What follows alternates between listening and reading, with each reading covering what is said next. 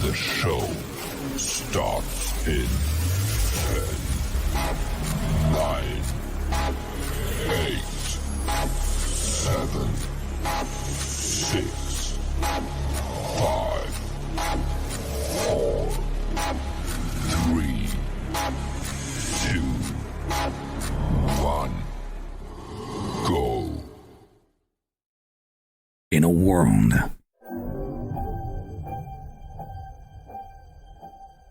where Carolina Panthers fans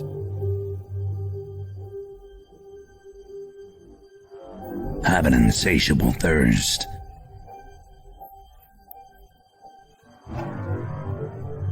for Panthers news and opinions. Panther fans unite! My name's Tony Dunn. Cody Lashney, how you doing? CK's in the house. How you doing, my friend? The Stat Daddy. But I think Derek Brown, hey man, he deserves that dab on him pick. Dab on him, Phil Snow. Dab on him. All the same, yeah, 100%. We can just Mine is going to go to the fullback. I'm going to dump on the Richie guy. Dab on him, Shaq. I'm going to put the towel on Matt Rule. Y'all took all the good ones. Only one postgame roars ferociously. It's the C3 Panthers postgame show. It's another week where the Carolina Panthers offensive line looks like a sloppy drunk getting whooped up in a bar fight, who then is embarrassed and goes home and domestically beats his wife, Bryce Young, in the back because he's embarrassed and terrible at his job, and then wakes up in the morning and realizes he's a 33-10 loser.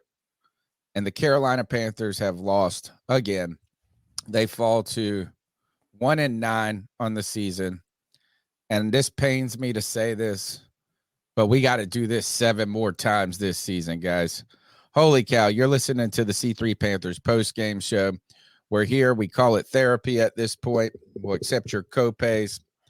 The way you can submit your insurance to the C3 Panthers podcast is by smashing the thumbs up button, subscribing, or calling into the Cat Calls line, 252-228-5098.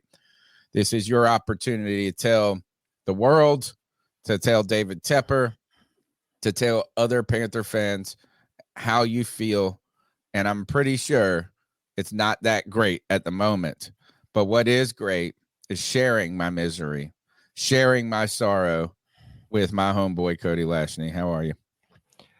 Tony, Actually, what the fuck am I asking? Thanks for showing up. Yeah, I always show up. Unlike the Panthers offensive line, I always show up. C3 Panthers podcast always shows up. Listen, man, this might make a few people mad.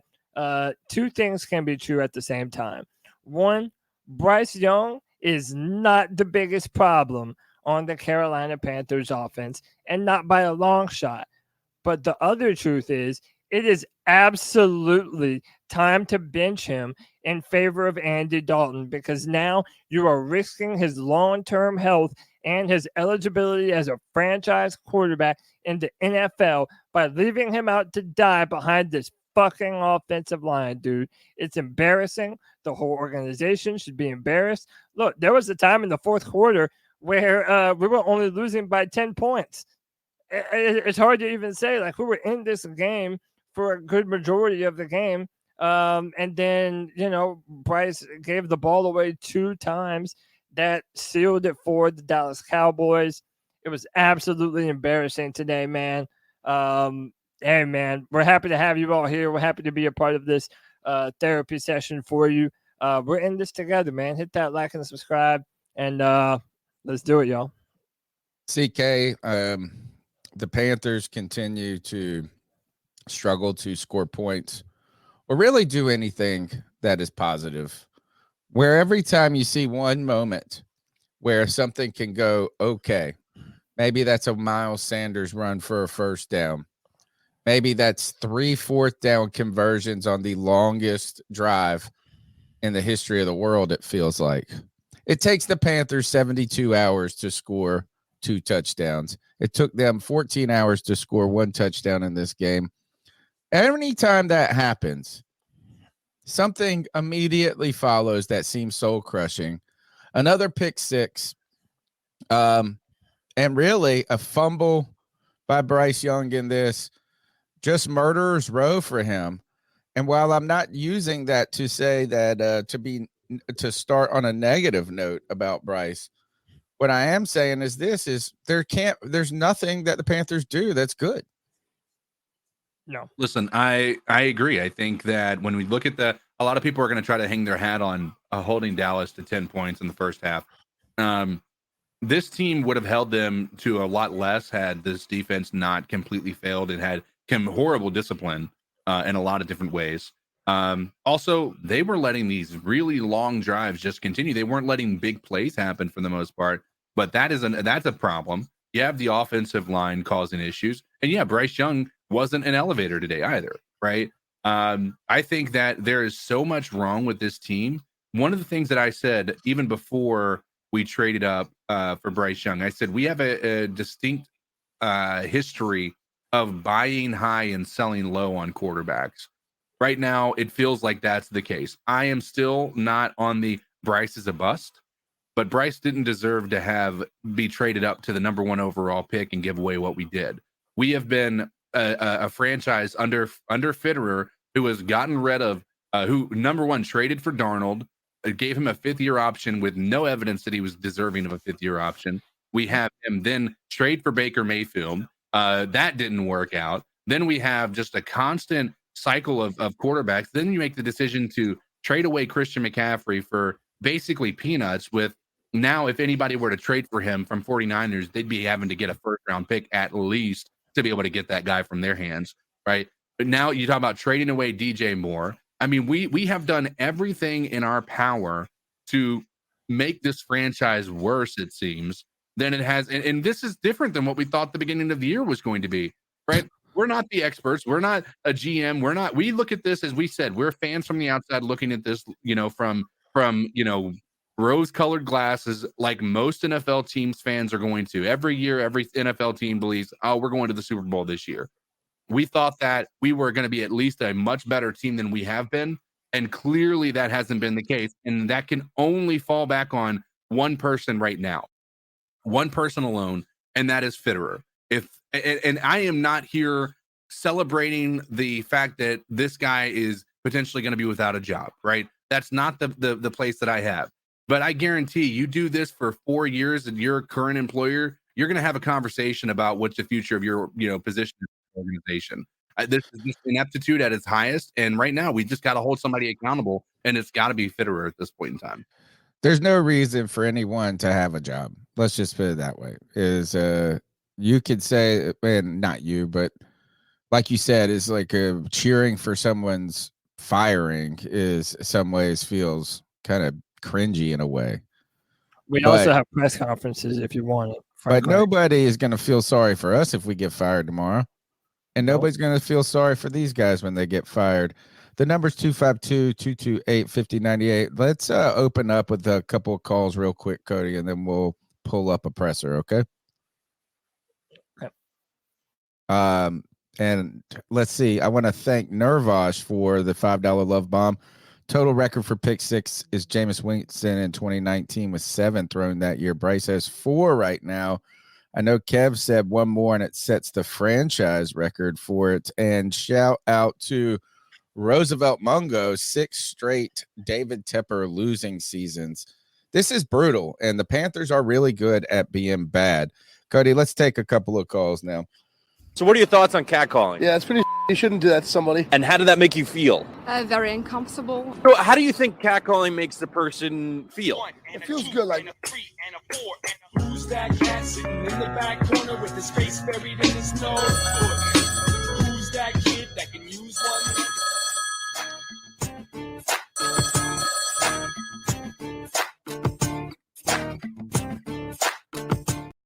Well, and I'm walking back home, or walking back to my car. I just got off fucking work. JJ. And fucking damn it. I know I was being a big old fan on the free for all and spaces and shit, but I texted my friend yesterday who's a Cowboys fan, and me and him are going to a Titans game in Tennessee next week. Shout out my friend Caden, who's a Cowboys fan. I texted him yesterday, though. I said, if I was a betting man, I bet the over on 0.5 pick sixes by Deron Bland. And it was crazy because it didn't happen.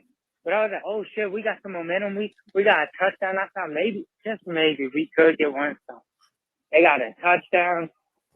We got the ball. I'm watching the phone. I'm watching the game on my phone at work. And I'm thinking to myself, damn, that Deron Bland pick six is due. Bryce Young, he was like, you know what? We'll make sure that shit happens. Because he is so ass sometimes. Bryce Young, it is a little bit of a problem that he can't always hit the guy who's open on every play, because he'll throw it to a guy because he'll already have his mind set on who he's gonna throw to, and he doesn't have the arm talent to just put the ball where he wants it, wherever he wants it, and when he wants it. He doesn't have that kind of arm talent. He doesn't throw it to whoever's open on every play.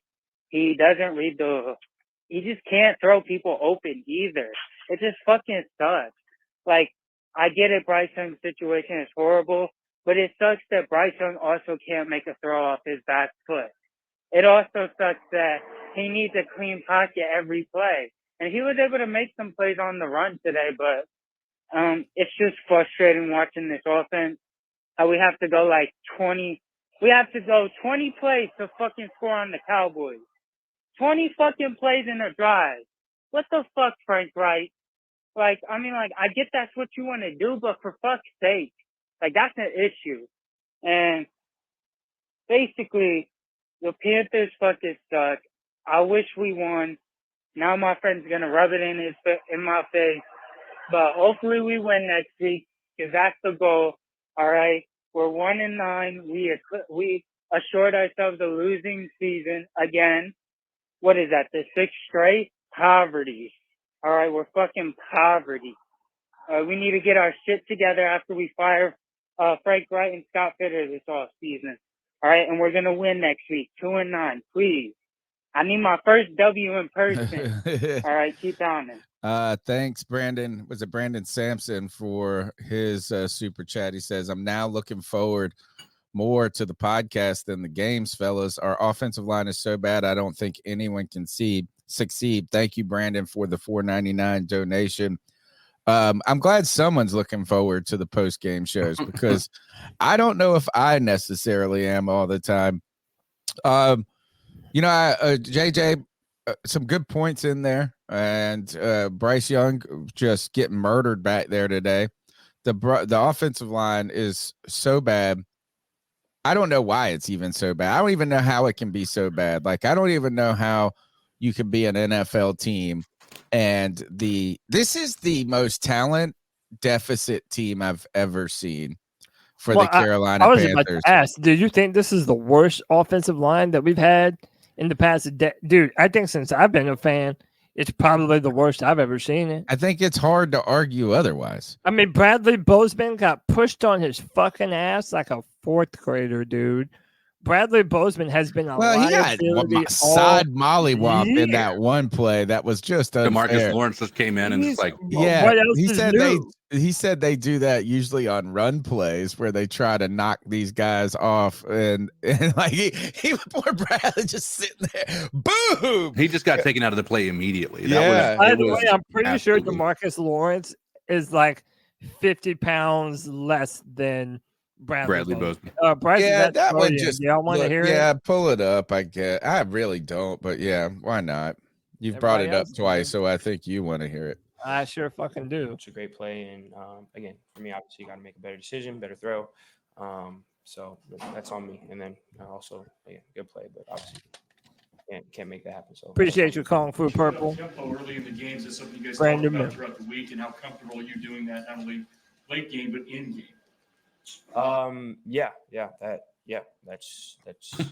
That's true. I'm sorry. Was there a question? I don't know. With your tempo offense going a little more to huddle early on and going kind of up tempo, is that something you're more comfortable with doing in the middle of games instead of just having maybe a late drive where you have to do it? Have you had time to talk with coach about that? It's all about film. You go in with a plan. You go in you talk about how you're gonna attack the game, and then again it's based off of film and how things are going. So you can't really go into games of we're gonna do this the whole time. We're gonna do obviously you have a you have a game plan. You have stuff you can control the initial thoughts, but after that, I trust Coach Reich, trust his feel, and that's just how it's going to be moving forward. Bryce, that's a really good defensive front. How much did the consistent pressure make it hard to get in any kind of rhythm? Yeah, really good defense, really good defensive front, like you said. Obviously it's not the it's tough, but that's no excuse. There's things that I definitely can do better. Things that as an offense, again, yeah, that's a really good defense, but we're striving, pushing to be, we want to be a great offense. Obviously, we know we have a ways to go. We have to keep building. We have to earn that right. But it's NFL. We're competitors. There's no excuse. First and foremost, again, I have to be better, regardless of what's going on around me. I have to be able to control what I can control. Make sure I manage stuff. Make sure that still try to find positives. And again, we all take that mindset as a unit. Obviously we want to make sure that there's going to be great units. There's going to be great players against the NFL. There's always going to be something good on the other side of the ball. That we can't let that hinder our execution. So we have to improve on that. Right, Frank said you're built to handle stuff like this. What makes you built to handle stuff like this? And do you ever anticipate stuff like this? First and foremost, after Dave Newton will shut it off through ups and downs. And can he clean those little? These stray hairs always kind of bug me.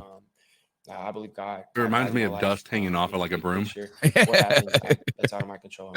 I trust God through everything. So I lean on my faith, lean on my teammates, lean on the coaching staff.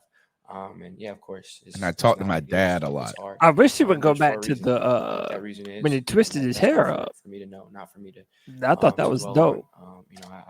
I lean on my faith, lean on the guys in there. I lean into these M&Ms right here. And, we have to take it for what it is and figure out a way to make it positive and keep building off of it. Was it going silent count at home?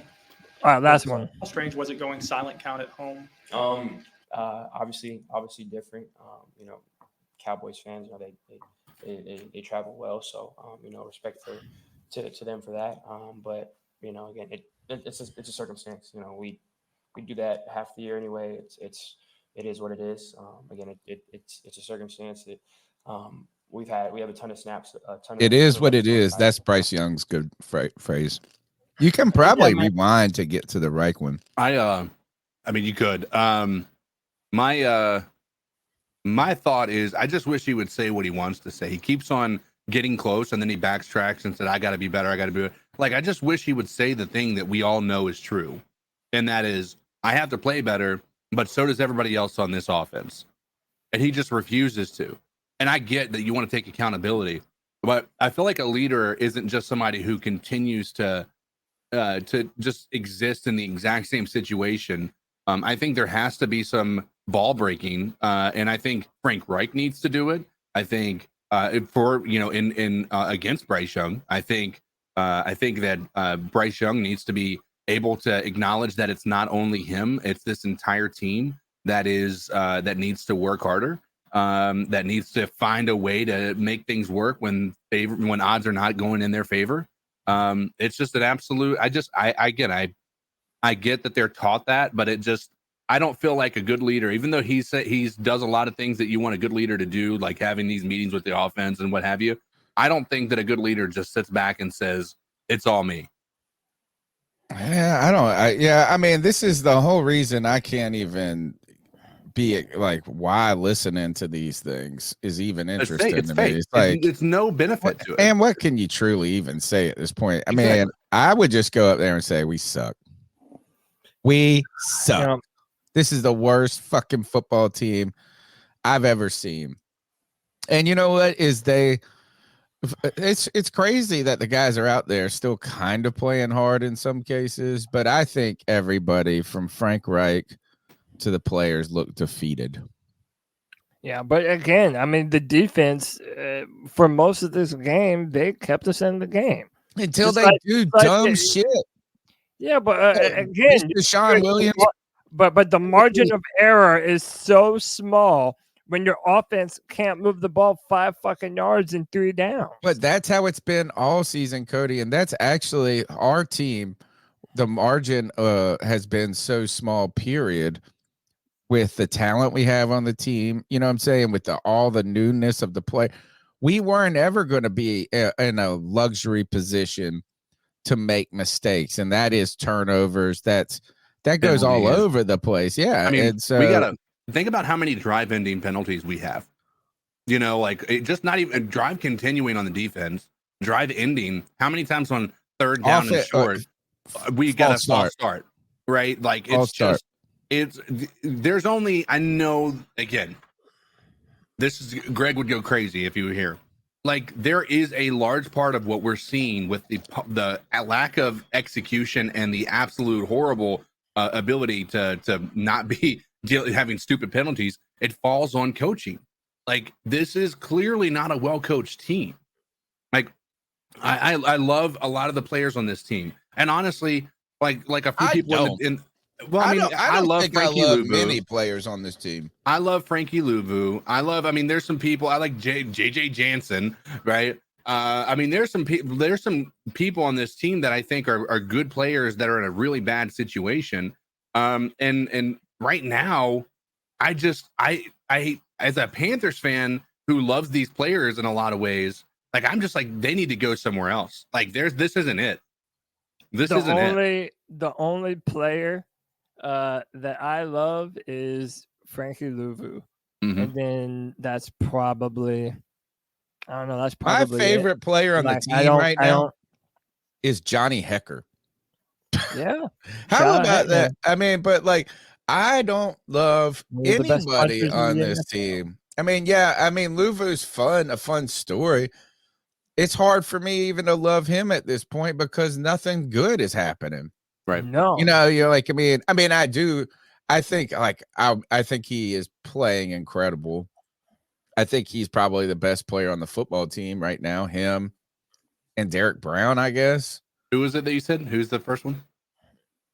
Who? Frankie Louvu is the best player on the team. Oh, and Brady Christensen. I love him and I miss him. But he's not playing. Yeah. So I don't know how this team is this bad. And I don't know how no one is any good. Like it is just pathetic.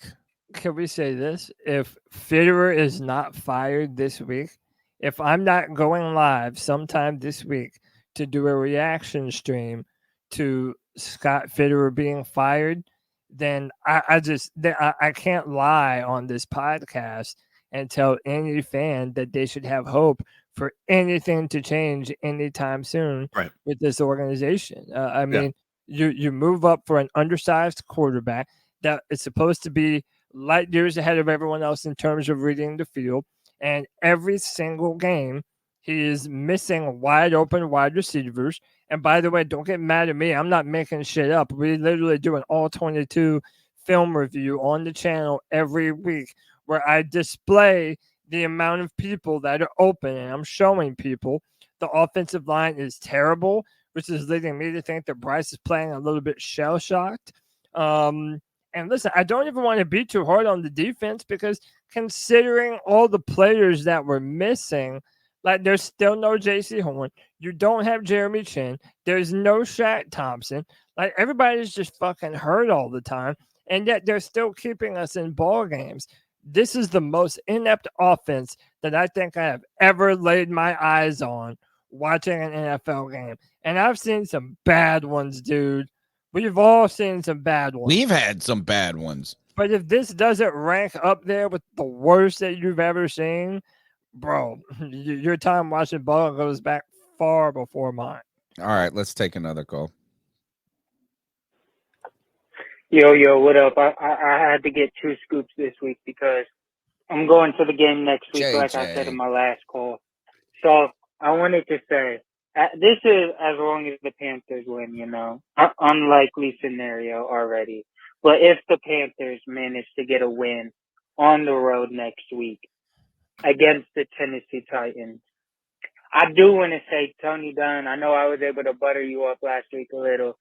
with the whole shouting you out because, yeah, I mean, like, it's well deserved. You deserve as much credit as you do deserve for 10 years straight, as you always say. And I've noticed that, like, ever since I caught on to the train in like 2020, that you're legit, and you guys are legit with the podcast. You guys always have kept it legit. I noticed as soon as y'all cussed a lot that y'all were just more for the fans than for the money or whatever. But anyways, I wanted to say, if the Panthers win next Sunday, that, you know, I need you to make I need y'all to bring the juice next week, basically, because y'all always be saying this.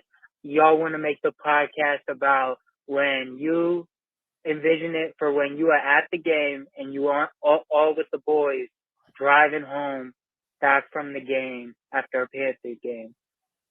And next week will be my first game of the year. Unfortunately, I didn't get to go to the Texans game, but I'm trying to be a Panther fan in enemy territory. I'm trying to represent. I'm trying to see a Good for you, W. man. It's gonna be And see my tough. first W in person. You know, I'm 0-2. Lost to the Browns in 2018. Lost to the Bengals last year. Good God, that was awful watching. I knew from the first run when we let up 10 yards, we were cooked. I was like, oh fuck. It's gonna be one of those JJ, games. we're waiting And on I took it to the chin, and hopefully we can get a fucking win, and I don't have to go to 0-3. But I won't make it thanks, long. man. Appreciate it, JJ. Well, we hope you have a good time at the game. Good for you. This is why you buy your tickets early, and this is why I never buy my tickets early, because now you're like, oh shit, right? I gotta go. Imagine if you picked bought season tickets before the year. Yeah. Or if you bought a road, you know, you're like, oh, I want to go on the road and see this matchup, and I'm going to spend all this money on the hotel and this and that. And you're like, oh God, I'm dreading this. You know, JJ, I hope that ride home from the game in this car, in the C3 car, is one that we don't have to cry about. But right now, these are those rides where I don't know. We're pissed. I don't even know. We're having to have road beers in the car. You're not supposed to do that, folks. But Lord, I don't know. That's a tough ride. And these calls, I think, are going to show it. Let's take another. Yeah, Paisans, this fucking team, man. This fucking team gives me so much fucking agita. Yeah, this fucking Fugazi fucking team, all of them, just fucking tired of all of them. Tired of fucking eating a bottle of goddamn fucking Tums every goddamn Sunday. Yeah, it's the fourth quarter right now. Was it 33-10 or some shit? It was 17-10. I blinked and I was like, what the fuck just happened? Holy shit. Top to bottom, this team is fucking garbage, bro. Call fucking Waste Management. Get them out of here. All of them. I get my guy Joey numbers. Take out fucking David Tepper. All these fucking jabroni jerk-offs. Done. Done with this fucking bullshit motherfucker. Yeah, I know. Yeah. It's hard to even get mad now. All right, I'm done. Today, Fuck you today I went to a local sports bar to watch the game because I was having some buffering issues, and I was like, I just couldn't watch. I was just like, man, I can't take this. Like, I was just getting annoyed. Greg Olson was saying something, then it would jump to the next play. So I go there, and I'm just by myself, drinking my soda water with lime. And it's just like, ugh. I mean, I wasn't even excited. You know, it's like, I mean, I was expecting that the team wasn't going to be able to perform well. But even when it was close, it didn't feel close. And so I had to meet a friend and pick up this T-shirt. And it was when the Tony Pollard run happened. And that Tony Pollard run happened, scored a touchdown, and then there's a flag, and they're like, it's coming back. And then I guess it didn't come back. As soon as that Tony Pollard went in, I was like, man, I'm going home. I ain't going to stay in this place no more. And by the time I walked to the car, I get in the car, turn the radio on because I had them play it on the radio. Pick six. Like, I mean, this team is horrendous. And I mean, I almost feel bad for Frank Reich. I almost feel bad for Frank Reich because this team is just bad. And yeah, you know what? It falls on him. it goes up, right? Is the shit. I mean, we got to cut the head off the snake. There's no defending him keeping his job. There's no one defending anybody keeping their job, honestly. But God, this team is just trash. They are, man. Nobody's good. And by the way, like, how many ways every Sunday could we sit here and say everyone's trash? Like, we got to say it for 7 more weeks. I know, man. 7 more games. It's embarrassing. And again, like, listen, we're all going to end up repeating ourselves multiple times on this podcast just because everything that there is to be said has been said a million times before.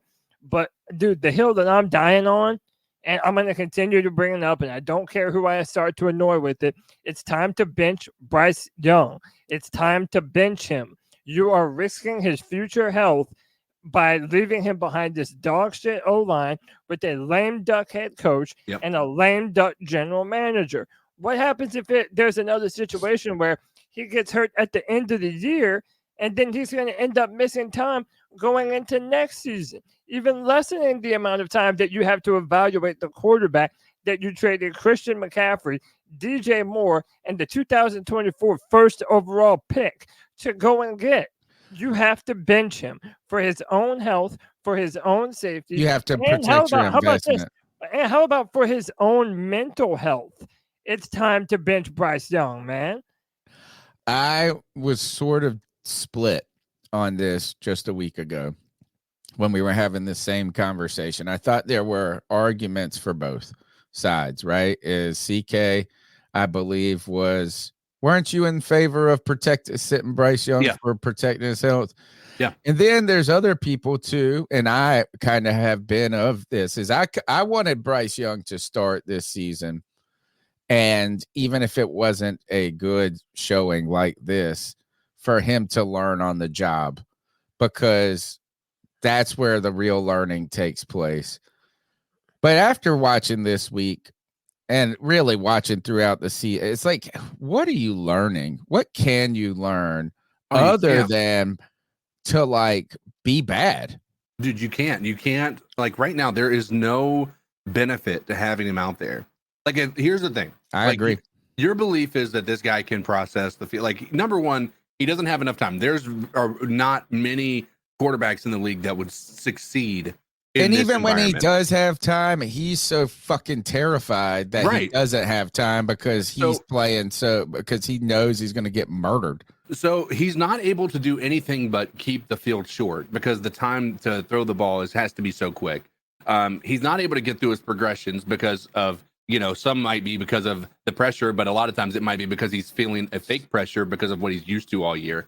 Like, there's literally nothing that can positively help Bryce moving forward, keeping him out on the field. The only thing that could possibly help him is to see how a veteran would handle this type of a situation. And maybe that's something that could offer him a little more insight. Seeing how Andy Dalton handles a bad offensive line, how he's able to navigate and become a field general and call plays that are going to be able to dissect defenses potentially, right? When you see all-out blitzes, changing the play and making sure that it's a play that's going to be favorable for an all-out blitz as opposed to taking that sack. I think there's so much positive that can come out of seeing Andy Dalton take the reins of this offense than there is anything that positively could help him by keeping him out on the field at this point in time. I think Cody's right though, is that even if I don't really believe that he's going to learn a lot just by watching CK, what we can't learn is him getting hurt. No, right? We can't afford that as an organization. Whether you think Bryce Young is good and could potentially be the Panthers' long-term solution at quarterback, whether you think he's bad right now, you have an investment at this moment with him that has to be protected. And and we know everybody's going to get fired. We know that. So, look, at the very minimum, you should give the new squad the chance to play with a quarterback that you spent all the assets on instead of blowing it up. And you would ultimately if he goes out there and suffers an ACL right now, the timeline for return the developmental setback that will take him too, right? The lack of development he would have in the off season of continuing to work on his craft, to throwing, potentially getting a little stronger, you know what I'm saying? Like that will all be devoted to healing instead of the other thing. So it's been terrible. Before we go further, man, so let me make sure I get all of these. My man 89J Subs has been a member for 5 months. We also have a brand new member. CK, you want to talk to this dude? Sure. Ladies and gentlemen, boys and girls of all ages, in the midst of a historically bad year for the Carolina Panthers, we still have some absolute legends coming in here and hitting that membership button there, becoming C3 Superfans. Kung Fu Purple became a YouTube member of the C3 Superfan Club. Thank you so much for joining. And hey, by the way, man, is that a Cowboy thing? Look, man, shout out to the homie Vach Lombardi, man. Oh. I used to call into his show a long time ago. They would call me the Carolina Pimp over there. Shout out my man Vach. He's a great content creator.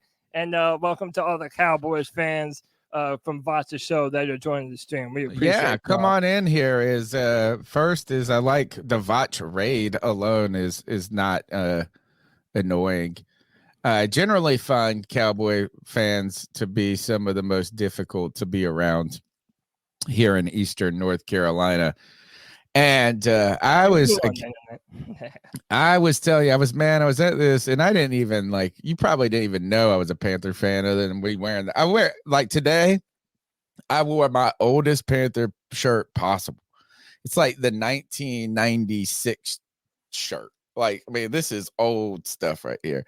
I was out low key, and this one guy was just a Cowboys fan. He was just cheering about everything. He was getting upset about everything. And I was sitting there and I was just like, man, this is like a guy talking shit to somebody that's got cerebral palsy. You know, I mean, I just felt like it was just like, he's like, fuck you. But I was just like, man, y'all know this is the worst team in the history of the fucking world. It feels like. But look, the Cowboys are a legit team, despite the Carolina Panthers being terrible, right? Yeah. The thing that sadly for the people that are Vach rating here, the Cowboys fans, is you're not going to hear a lot of kudos about how this team was a good team that beat the Carolina Panthers. Because regardless of how good or bad the team that we play is, we get beat like this every week. And I mean, at the very end is that the Cowboys did whatever they wanted, whenever they wanted throughout this game.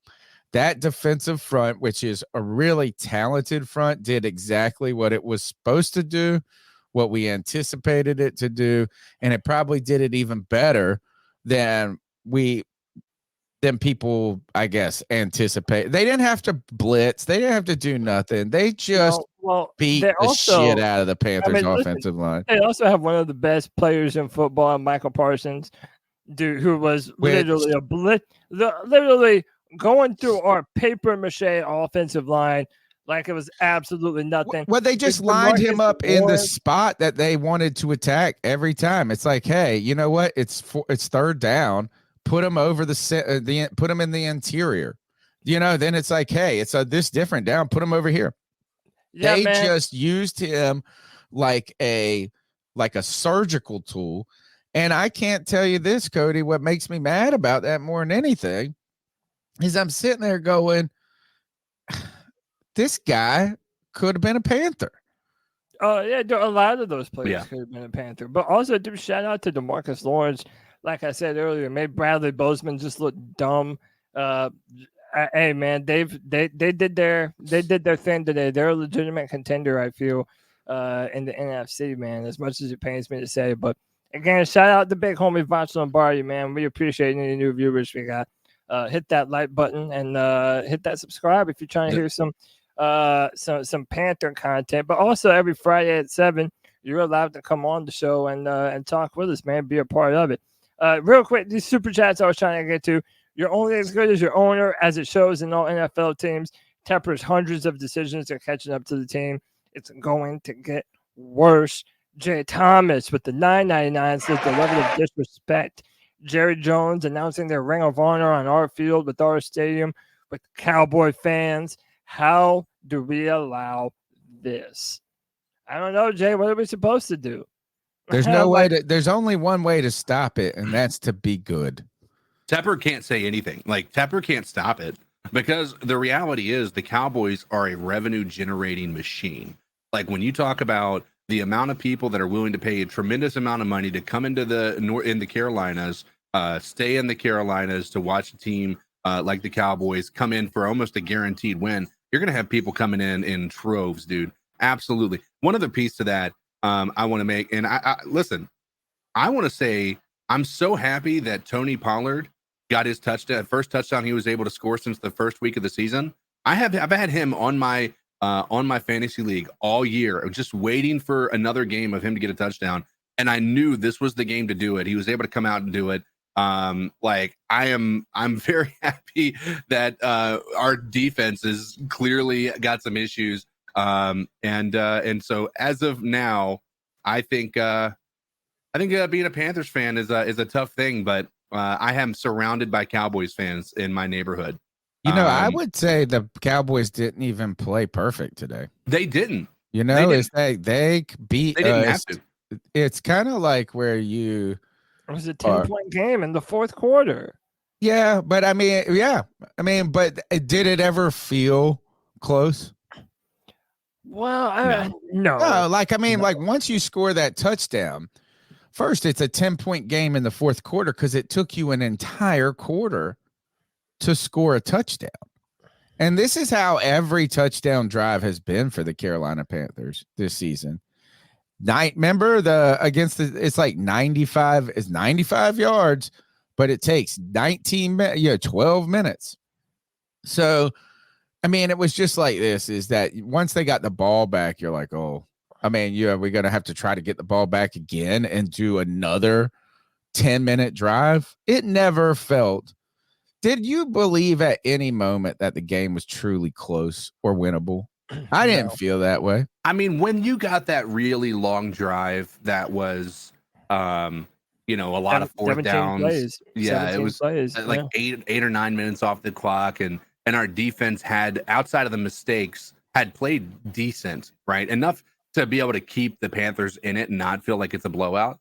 After that drive, there was a potential hope. But then when the Cowboys were able to come back and just answer, like you said, Tony, on that Pollard touchdown, at that point in time, it was like, yeah, we don't have the team to keep up with an offense like this.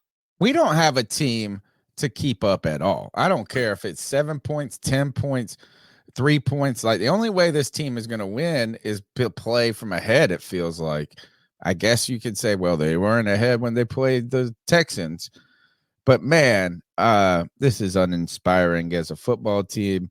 Let's go to the next calls because they inspire me to keep going. What's up, C3? Anyone else just tired of being the laughing stock of the NFL? Well, get just used to it. Tired of being embarrassed. This is embarrassing. I'm so done. I'm so done being the perennial loser of the NFL, and we've got nothing going for us. Nothing. Our best player is 32-year-old receiver. I mean, this is a joke. The coaching staff needs to go. Fitterer needs to go. And guess what? Here's the worst part about it.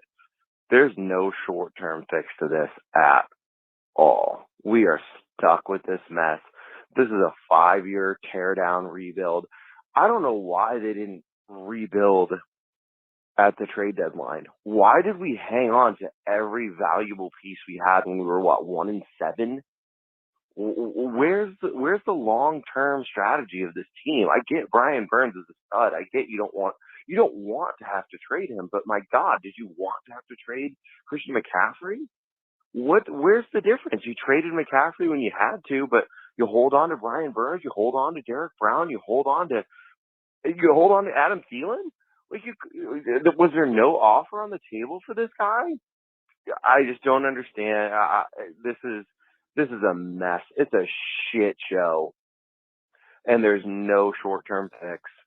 I hate to be the same drum every year, but there's no choice but to blow this up and start over from the ground up, and hope that you put the right people in place, the right football minds in place, and then yes, Tepper has to empower them to make the right football decisions.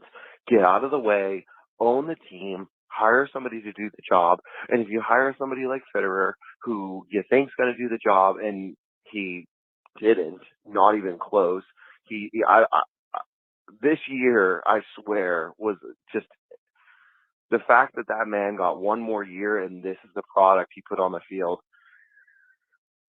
Ugh. Anyway, guys, keep doing what you're doing.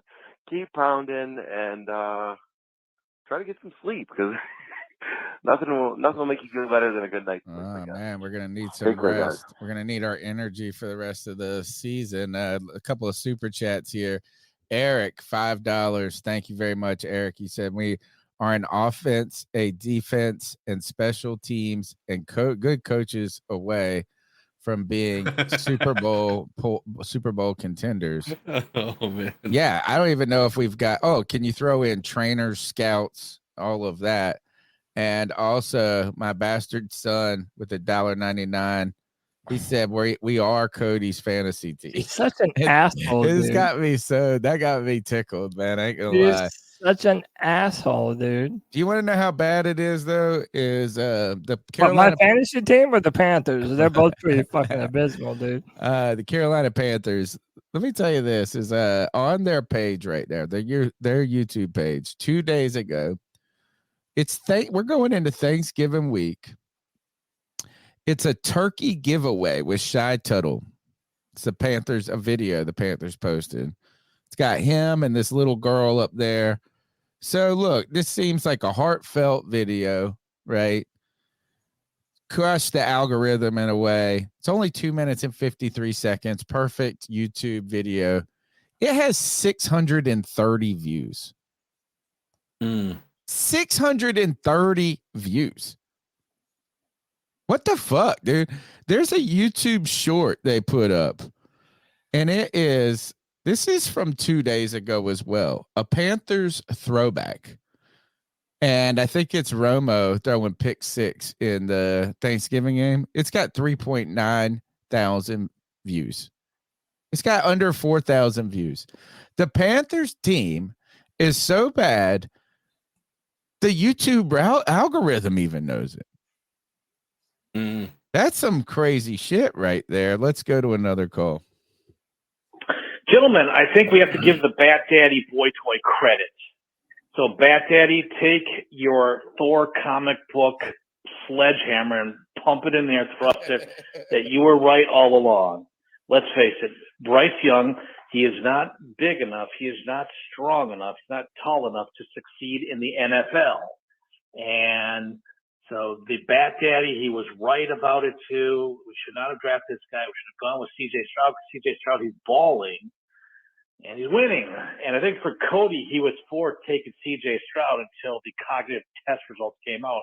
But I have to wonder. That's never changed my mind. He's not that smart, but he has a great play caller in Andy Reid. So if you have a quarterback, does the quarterback have to be that smart if he's paired with a great play caller?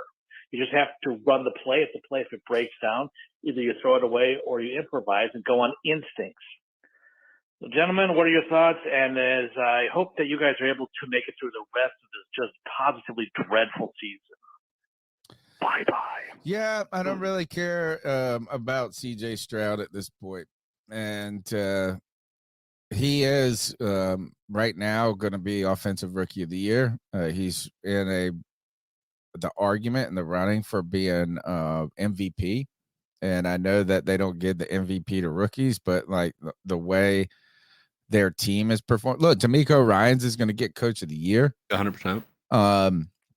So look, is kudos to what the Houston Texans have going on. What I think is wild, if we were going to force ourselves to talk about the Houston Texans, is not comparing. I'm sick of talking about our wide receivers too. What I think is crazy is their backup offensive line plays better than our starting offensive line. By the way, by like a mile. Dude, I just have to say to anyone in the chat room and to anyone in the calls that thinks that the S2 test made me sour on Stroud, you literally must not have been listening to me. I said the entire time that judging a quarterback based on how he did on a test that has shit all to do with football was always stupid, dude. I never gave any credence to that S2 test. Y'all must be thinking about some other Panthers podcaster, bro, because it sure ain't me, dog. That's all I'm saying. I want to say that I think there's a good portion of this that we can put on the coaching staff in a pretty easy way. The Cowboys put in their second team, and they were still beating our defense, which tells me that I think play calling has a pretty big piece to when teams are successful and when they're not successful. I think offensive scheme is a big deal. And even going up against their backups, our defensive line wasn't getting pressure. Our cornerbacks were still letting guys get wide open down the field. We're on our 15th string cornerbacks at this point. But that's when you talk about the second string offensive line for the Texans. I think that when you think about coaching and whatever offensive scheme you've got, when you have an opposing defense that doesn't have to actually play anything but a short field, I think it makes it an abundantly harder for an offensive line to be successful. I don't think that's just play call. I don't think there's nothing's just anything wrong. Like I don't go look at it. I'm not looking at these games and going, play calling. Fucking wish if we would have just done this, we would have done better.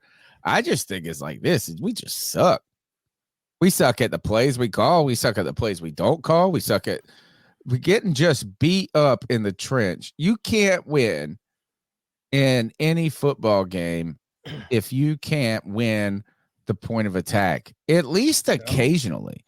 And this is what it comes down to, is that even when the offensive line has a good rep, no one can do anything with it. There's no rhythm at that point. The receivers are making a mistake at that point. Bryce Young's making a mistake in that point. Or we get a good play, and the next fucking play, it's a false start. And I tell you this, is that when you got an offensive line that sucks, a big fat one like we got, we're in 3rd and 7. Dude, they're pinning that. Done. Every time. Yeah, and also, but how about in that third quarter, we were driving, and we're going for it on 4th down. This is our only touchdown drive. And we get to a point where it's like, it's 4 down territory. It was like 3rd and 3, and they choose to throw the ball. Why? It's only 3 yards. You're trying to get 3. Like they're so bad in situational moments when it's like when you should know when to run, when you should know when to pass. And shout out to Paul Mancini. I don't know. I've been championing this shit forever. Ike Ekwonu is not a left tackle. Not right now. He sure isn't. That's the thing. He isn't. And you know what? Unless y'all are talking about wanting to draft another offensive tackle, which we don't have a 1st-round pick to do so anyway, you better hope that I'm also right that Brady Christensen is going to be able to come back next year and potentially play left tackle for us, which he should have been doing since his rookie year in the NFL.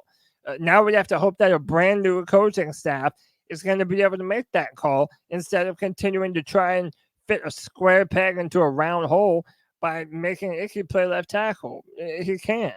One other point, and then next call, we'll think about this instead of reacting to it, and the callers too, is that even to say with like the icky take, right, that he's not a left tackle, and then I say, oh, well, he's not right now. The team doesn't have the luxury of waiting on development. No, that's the problem with things. Is you could say, yeah, he can be a left tackle if the rest of the damn offensive line was any good, right? We can't develop every position from 0 to 100 at the same time. Yeah. How about this? Not only left tackle are we looking at having to start over, dude. J.C. Horn's perpetual absence never being available for this That's the football problem. team. That's why I look at the Now- Parsons now thing. 'Cause not Parsons a star because he's there. Not only are we going to have to restart at left tackle, but dude, I'm done with JC, man. Like, unless he comes back and has some fucking crazy turnaround, which why would you expect that right now? It's like they brought him back off of IR. He's still not healthy. I mean, this dude, his body is more frail than mine at this point. It's like it's fucking embarrassing, man. He's never there in these big moments when we need him. That means that pretty soon we're going to be looking at having to replace left tackle and having to get not one but two more corners on our team right now. We have no corners. We have no corners. We don't. Zero. And we're going to have to draft. And for listeners, when Cody says that his body is more frail than him, he has spinal muscular atrophy. Let's just put that. Really? Yeah. Damn. Well, the listeners don't know that. Some of the listeners don't know. So that's a real dig at some people when you say, "Hey, you're frailer than that." Anyway. Well, I mean, at this point, I feel like no. How about that? No. I feel like at this point, I could play center better than Bradley Bozeman. I feel like I could be a more healthy corner than JC Horn. And I might even be able to play left tackle better. Who knows? Hey, give me a chance. It can't be that much fucking worse. Hey, I still just want to put you. Let's start with the front office. How about that? All right, I'm down. All right. I'm down. Okay. You know what? Again, never. At least a scout. We are always been clear. We're not football experts. We're expert football fans. But I am 100 and 1,000% serious. There's no way I could do worse than this. No. I could fucking field a team that would have done this. I could have got on Madden. Anybody that plays Madden could do this shit just as good. But doesn't that also lead to the belief that there is a lot to do with this that has to do with coaching? I mean, our offensive line, for the most part, wasn't this bad. I think it is that bad. I think we were misled last year. I think that we were. I think it was just I think that the offensive line was better than average for the first time in the history of our team. So we were like, fucking the greatest shit I've ever. So I think it's kind of like when it's the beer goggles with a girl.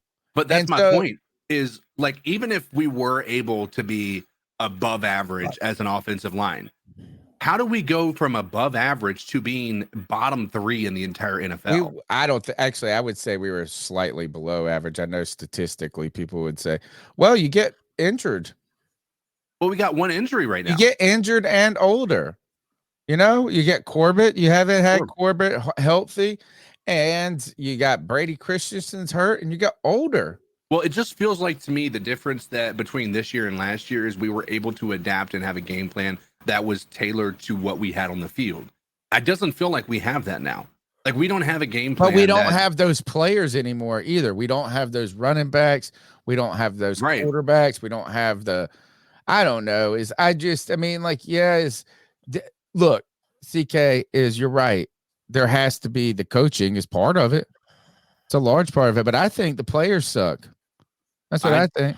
I don't think that you could look at the roster that we have and could have thought that, right? Coming into this year, I don't think any of us believed that we could say the entire roster sucked. I didn't think so, but you know what? I do now. Right, but that's my point is these guys are still NFL players, right? And I guarantee you take these. What my belief is that the majority of these players that are starting, that were our first team offense and defense at the beginning of the year, you put them in a environment like a Shanahan offense, or you give them to Dallas. These guys are still going to have a better outing than what they're having right now under Frank Reich and this regime, at least from my opinion, from what I've seen. I think you're right in some cases, but I think that's also a little cherry picky because you could be like, yeah, maybe DJ Chark would be a little bit better on a team but our team just yuck. Just yuck, dude. All right, let's go to the next one. I mean, you got a good point. Got good points. But it's also it's a confluence of issues. So yes, a lot of this is on the coaching, But then a lot of this, like the coaches, like they're not magic workers either. Like they're not gonna all of a sudden make this offensive line give Bryce more than a second and a half Right. to be able to throw the football. And again, that's why it was hard. I tried being the voice of reason to be like, hey man, we gotta give these guys a little more time. But now it's so bad. Like there's no way that you give these guys You're done. Yeah, there's all the rationality is out the window. So it's literally these things stacked on top of each other. It's bad decisions from our coaching staff. It is the offensive line being the worst that I've seen in forever. And it's your rookie quarterback missing wide open receivers when he needs to. And how about this, dude? The minute that I say that, the man himself, the guy that you've been waiting to hear from, that's right, he's here, folks. The Bet Daddy had to get in on the action, bro. Greg, they were calling for you, man. Talk your shit, bro. Yeah, you know what? I haven't listened up to this point. I'm sure they've probably been calling for me, but yeah, I really don't care at this point. Look, the proof is in the pudding and everything we see, and I'm not here to talk shit. I've just been very busy lately, which is why I've been a little more absent. But I had some time right now, and I was like, hey, I saw the game today and saw what a shit show that Carolina Panthers have put out there. Like overall for the team, I'm not calling any one specific person out. And just talk about where we go from here, man. Like I think there are a few arguments that we've been having that are kind of over. And I think now we need to start looking ahead to different arguments about where we're going to go in the future. I think, we're going to be looking to the front office, man. That's where we go from here, is starting with the front office. And we're going to need first, actually, let me do this. This is where we go. We start with Dexter Lawrence across the pond. I meant Dexter Lawrence. Dexter Lawrence is the guy that just fucking mollywomped Bradley Bozeman. Dexter Henderson across the pond with 499 pounds. He really keeps pounding. He says, "Stay strong, C3 family. Let's." Why did it disappear? Let's stay keep strong, our arms C3. locked. Yeah, keep our arms locked through the storm, and kind of dedicate ourselves to this. We are going to need each other, so thank you. So we start there. We start by locking arms. Mm-hmm. Second part is this: we have to fire Scott Finner, and we then need to hire a GM. And I don't know if David Tepper can lead the search. I almost feel like it's time for either David Tepper to get some football consultants in there and to help him with the search there. And then when they do hire that GM, he recuse himself entirely from any process. And then the GM then hires the next coach, because David Tepper, whether or not he is the problem, he has not helped us get better in the changes that he's made. And so if he does it again, we're sending him back into the kitchen to cook another shitty meal for us, and we're going to send it back next time. Let's go to the next call. Afternoon, fellas. This is your friend Nick out in Seattle. It's a beautiful day here, but man, let me tell you, it's a rough day to be a Panthers fan, and I'm sure y'all can agree with this. I feel pretty stuck because we are going to be set back a while after this. If you look at recent history, the teams that give up 2-1s, they're trying to make some noise right now. We're making noise right now, but none of it's positive. Like, the simple fact that we don't have a first next year, when it would likely be the first overall pick, and we gave up all of that to jump up to get Bryce, and Bryce just looked so bad. Granted, there's so many things wrong around him, but even if we flush it and hit the reset button to try to come back next year, what coach is going to want to come here, knowing we don't have a first-round pick, knowing we have an owner that's going to be in the pot the whole time, who's going to be overly influential on every decision made? I'm just so stuck because it's really funny. CK the other day was saying if he moves the team, it gives him an excuse to not have to follow the Panthers anymore. But it's like, damn, like they always say with sports, no matter how much you love your team, they're never going to love you back. And that's kind of how it feels right now. And I just want to know, with the boys, what do you think, if and anything, could try to dig us out of this hole and put us going the right direction sooner rather than later? Love all of what you're doing. Tony, congratulations on your time sober. I know how hard it is, especially being a dad, especially with your kids and your wife being out of town. I know how tough that is. The rest of you guys, you do an amazing job on the pod. Keep up the good work. Keep pounding. CK, we know you got to run, so you should comment on that and give yourself a tip of the cap and then go to your family. Yeah, I've got to dip out. I have a family event here in the next 30 minutes, so got to go get ready for that. But honestly, the funny thing is I've been looking forward to that event more than I was looking forward to watching the Panthers play today. At this point, man, I'm happy to be here with you guys and everybody in the chat. Even though we all have a bit of a disagreement, here and there, it's all because we're passionate about the Panthers, and we only want the best for this team moving forward. And hopefully, that's something that's going to happen. Right now, we're just going to have to sit in the basement for a bit. And those fans that are in the basement that Tepper alluded to, we can now say that Tepper's in the basement with us. So welcome to the shit show here, bud. Yes, thanks, CK, for your time. Give your family, your beautiful wife and children our love, and go enjoy the evening. All right, guys. Y'all have a good one now. Cody, Josh was asking us, how do we, and really Greg asked this too, to start, is where do we go? How do we go from here? Particularly without the first round draft pick. Not only did we not sell in the trade deadline or before the trade deadline, so the Panthers didn't acquire any assets of draft capital. To me, there's a simple answer, or not a simple answer. The only answer is to allocate all of your financial free agent resources to a 100% offensive line overhaul. Yeah, I mean, you go and get 2 tackles and a center. I mean, the first thing that you have to do is fire Scott Fitterer. I mean, you absolutely have to, man. I think that when you look at what this team has done collectively through the draft and then free agency, like there's a reason our roster is weaker than everybody else. Hey, let me make sure I get this in so that way our boy can see it before he goes to bed. I know it's late over there. From across the pond, Dexter Henderson with the 499 pounds says, "Stay strong, C3 family. Let's keep our arms locked through the storm. Hopefully some people will be showing the door now.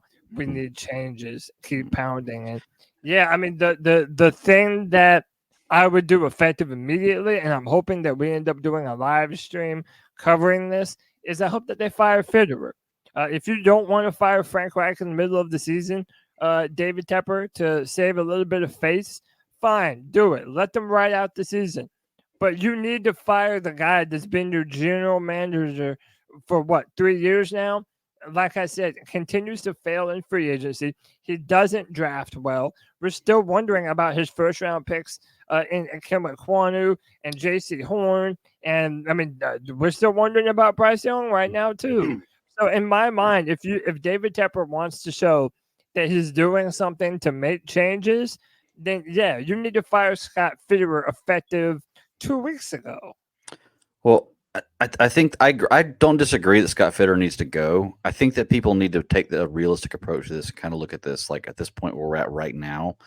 Even if we get rid of Scott Fitterer, like we're 2 or 3 years away from having a solid plan of being a good team no matter what. It's just the position that we're in. We've been trying to go through rebuilds and we've been rushing the rebuilds, and because we've been rushing the rebuilds, we're in a position where we're basically got to start over again. We can start over with a quarterback who might be a good quarterback. So realistically, no matter what we do in the future, what free agents we bring in next year, we're about 2 or 3 years away from really making a difference and having a franchise with a solid bedrock to build off of and move forward. I would just want to be better, Greg. And I don't think you can get better by adding receivers first or, I mean, yeah, I guess you could build a really good defense, but that's not going to save Bryce Young's life. Right now, I think you have to save Bryce Young's life to see if he can be the Bryce Young that you want him to be. Or else you're just going to, he's just Bryce Young's life. protection, time and protection. But you can't guarantee offensive line. Look, we picked up Corbett this year. We had a healthy. No, we had Corbett. No, he was coming off of an injury. Right, but that's what I'm saying. Like, so we thought we had a solid offensive line, but you had no depth. So what we need to do is this: we got to go out there and we got to get. When I say tackles, is Moton's going to get is aging out. Aquana is going to need to be moved to guard. You're going to have to go and get some guys in free agency that can start, not role players, not backup players. You need to go and get a top-notch guard. Yeah. And a top-notch tackle, and then move Aquano to guard, they're just and not then available draft in free a agency, center Tony. in the draft. People we're let going to those have good guys go. No, we have a bunch of money. The Carolina Panthers let those good guys go, but most teams don't let those good guys go. We have a bunch of money. We have a bunch of money. So at some point, you're going to have to overpay. There's going to be and you know what? There's going to be teams that are going to need to pay skill players so much money that they can't overpay their guard by $3 or $4 million or something like that. Fair. And look, the Jags had to overpay for Christian Kirk and Zay Jones and all of these guys, but at least they got enough guys to where they could start rolling in the right direction. The Carolina Panthers are never going to roll anywhere in the right direction with Bryce Young if they get him murdered. Yeah. And he's getting murdered, and he's getting murdered each and every week to the point where he can't play football anymore.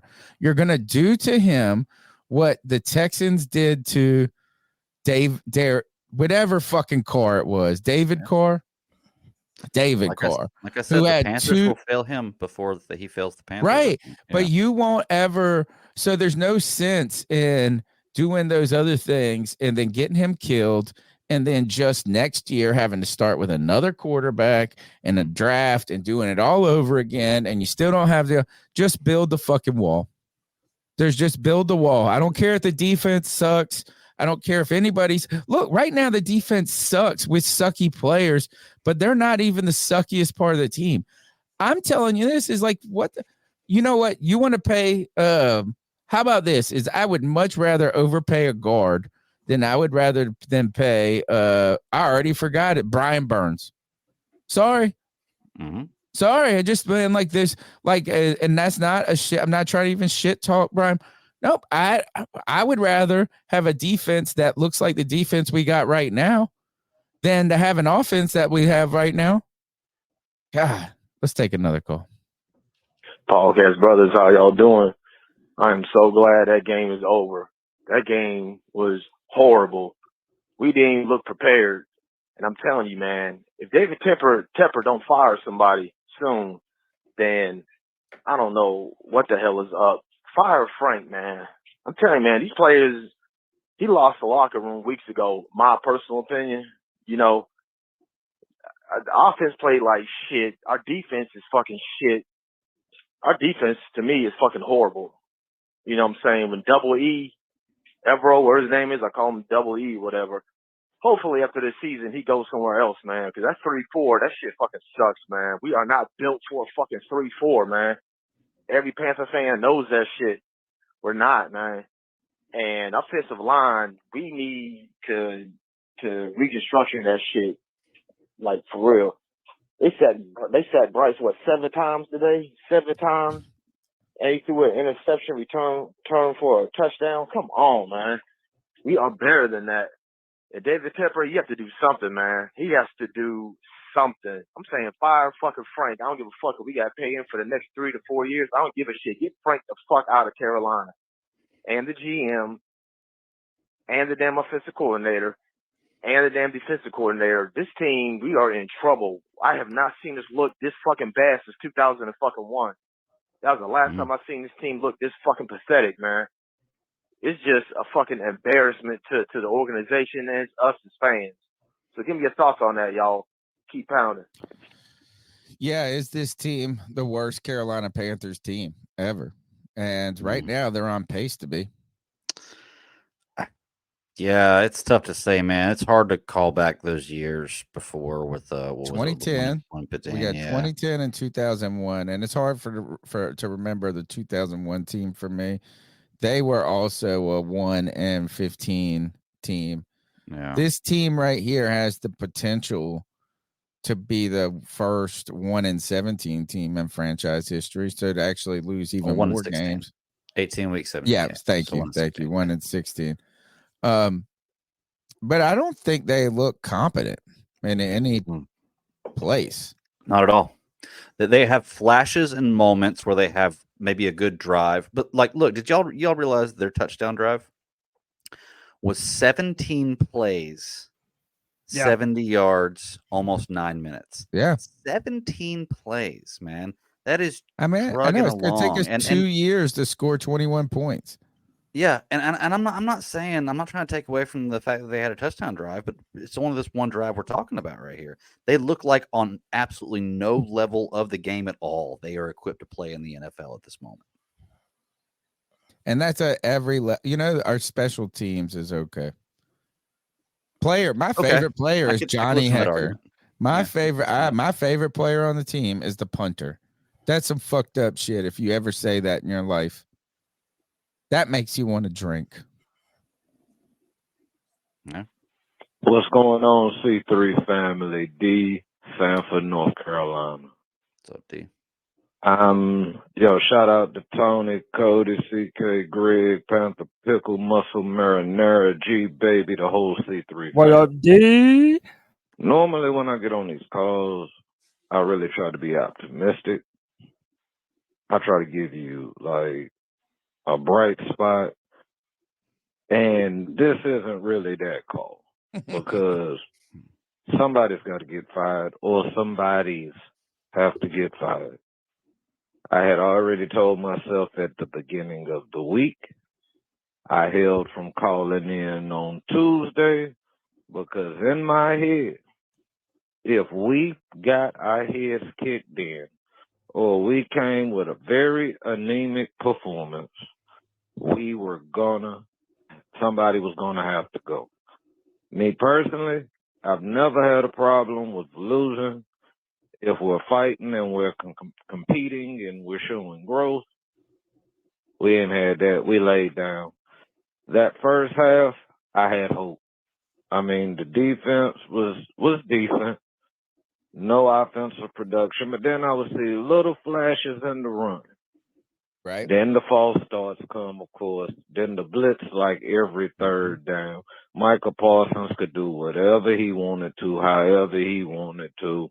He might have solidified NFL Player of the Year, Defensive Player of the Year, just what he did to us today. Also, in that breath, back to what I say just about every week, so undisciplined.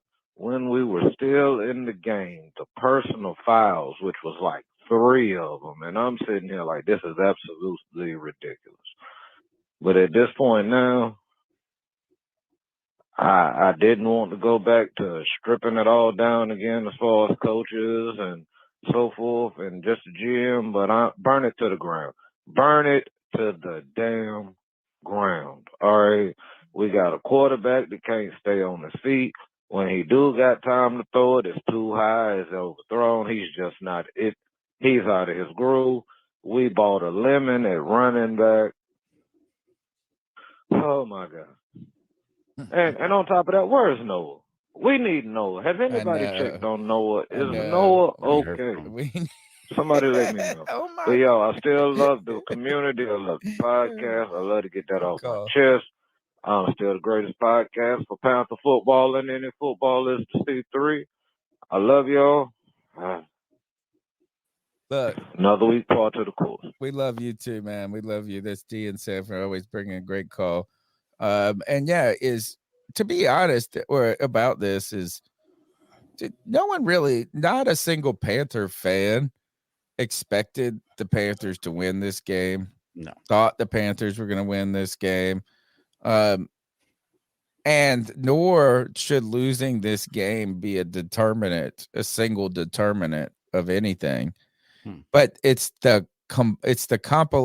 is just a compilation of getting shit on. It's just like, I mean, you're already at your lowest low, and then it's just getting water splashed on you while you're walking down the street. You've been fired. You lost your house.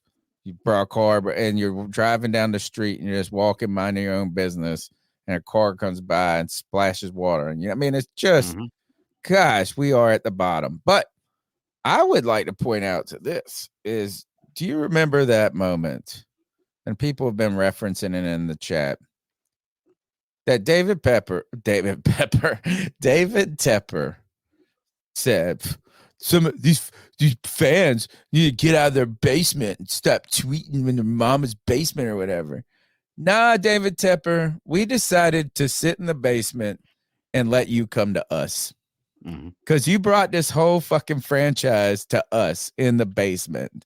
And now you're a billionaire hanging out with fucking people living in their parents' house basements.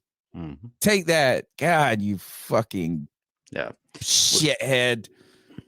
We've done nothing but gotten worse since he's taken over.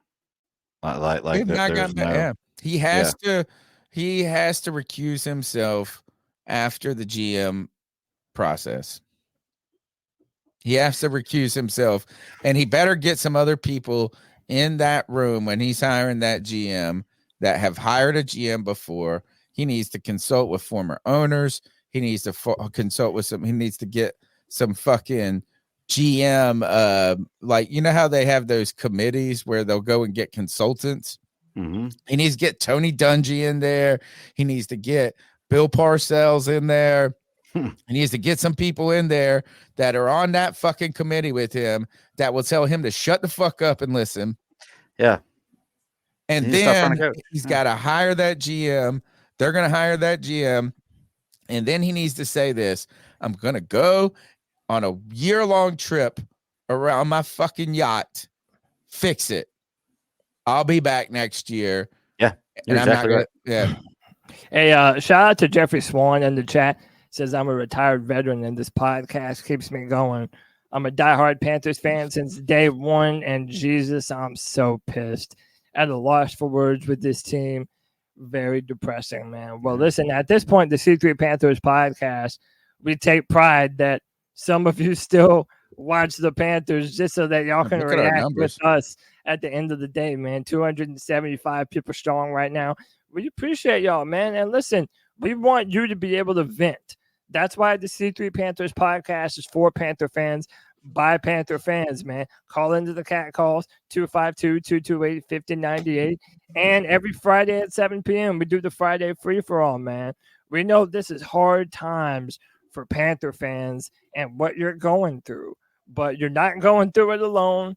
This is still the football team that, sadly, we still love, even though they hurt us. And we're in this together, man. So if you appreciate that content, just know that we appreciate you even more, man. The Carolina Panthers were defeated 33-10 at home, where they had to go on silent counts because the Cowboys fans took over the stadium.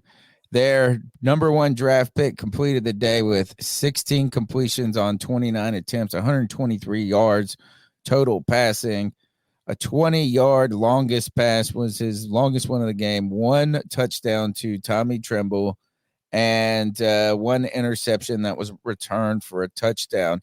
The guy who and he had a fumble, which he looked like he was trying to do some like fake pitch to hopefully get this guy. Look, is even on that play, on that one, I think on the fumble play, there were players that were open and he just prematurely felt the pocket collapsing. And look, I don't really blame him for playing gun shy right now. Is that, if you always are under duress, it's going to affect your mentality, your confidence to be able to sit there. We saw him sit in the pocket and look downfield and take hits and make throws early in the season. And I think that now it's just gotten to him to where he is. And this is where you don't want him to be a David Carr. David Carr was so bad, dude, that at one point I used to joke on this podcast that when fat people walked in the room, he just wet himself. I mean, it was just like, oh, large man, I'm dead. He got sacked 73 times in a season. Dude, I can understand, like you said, the gunshot part of it. Like, I mean, he's been taking some insane hits. I was watching the game today, and it almost like at points in times, our offensive line looked like tackling dummies. That the defensive line was just rushing around tackling dummies. Like there was nobody there. Well, especially on that Tony Pollard touchdown, where we thought that it was a flag on them, but it ended up being on us on defense. Yeah, dude, he just bulldozed his way right to the end zone. Like dude, Xavier Woods got bulldozed on that play, man. Xavier Woods, I think it was Greg Olson. He said, man, imagine, he said he had a face mask and a horse collar penalty on the same play. He wouldn't let him go. Man, it is.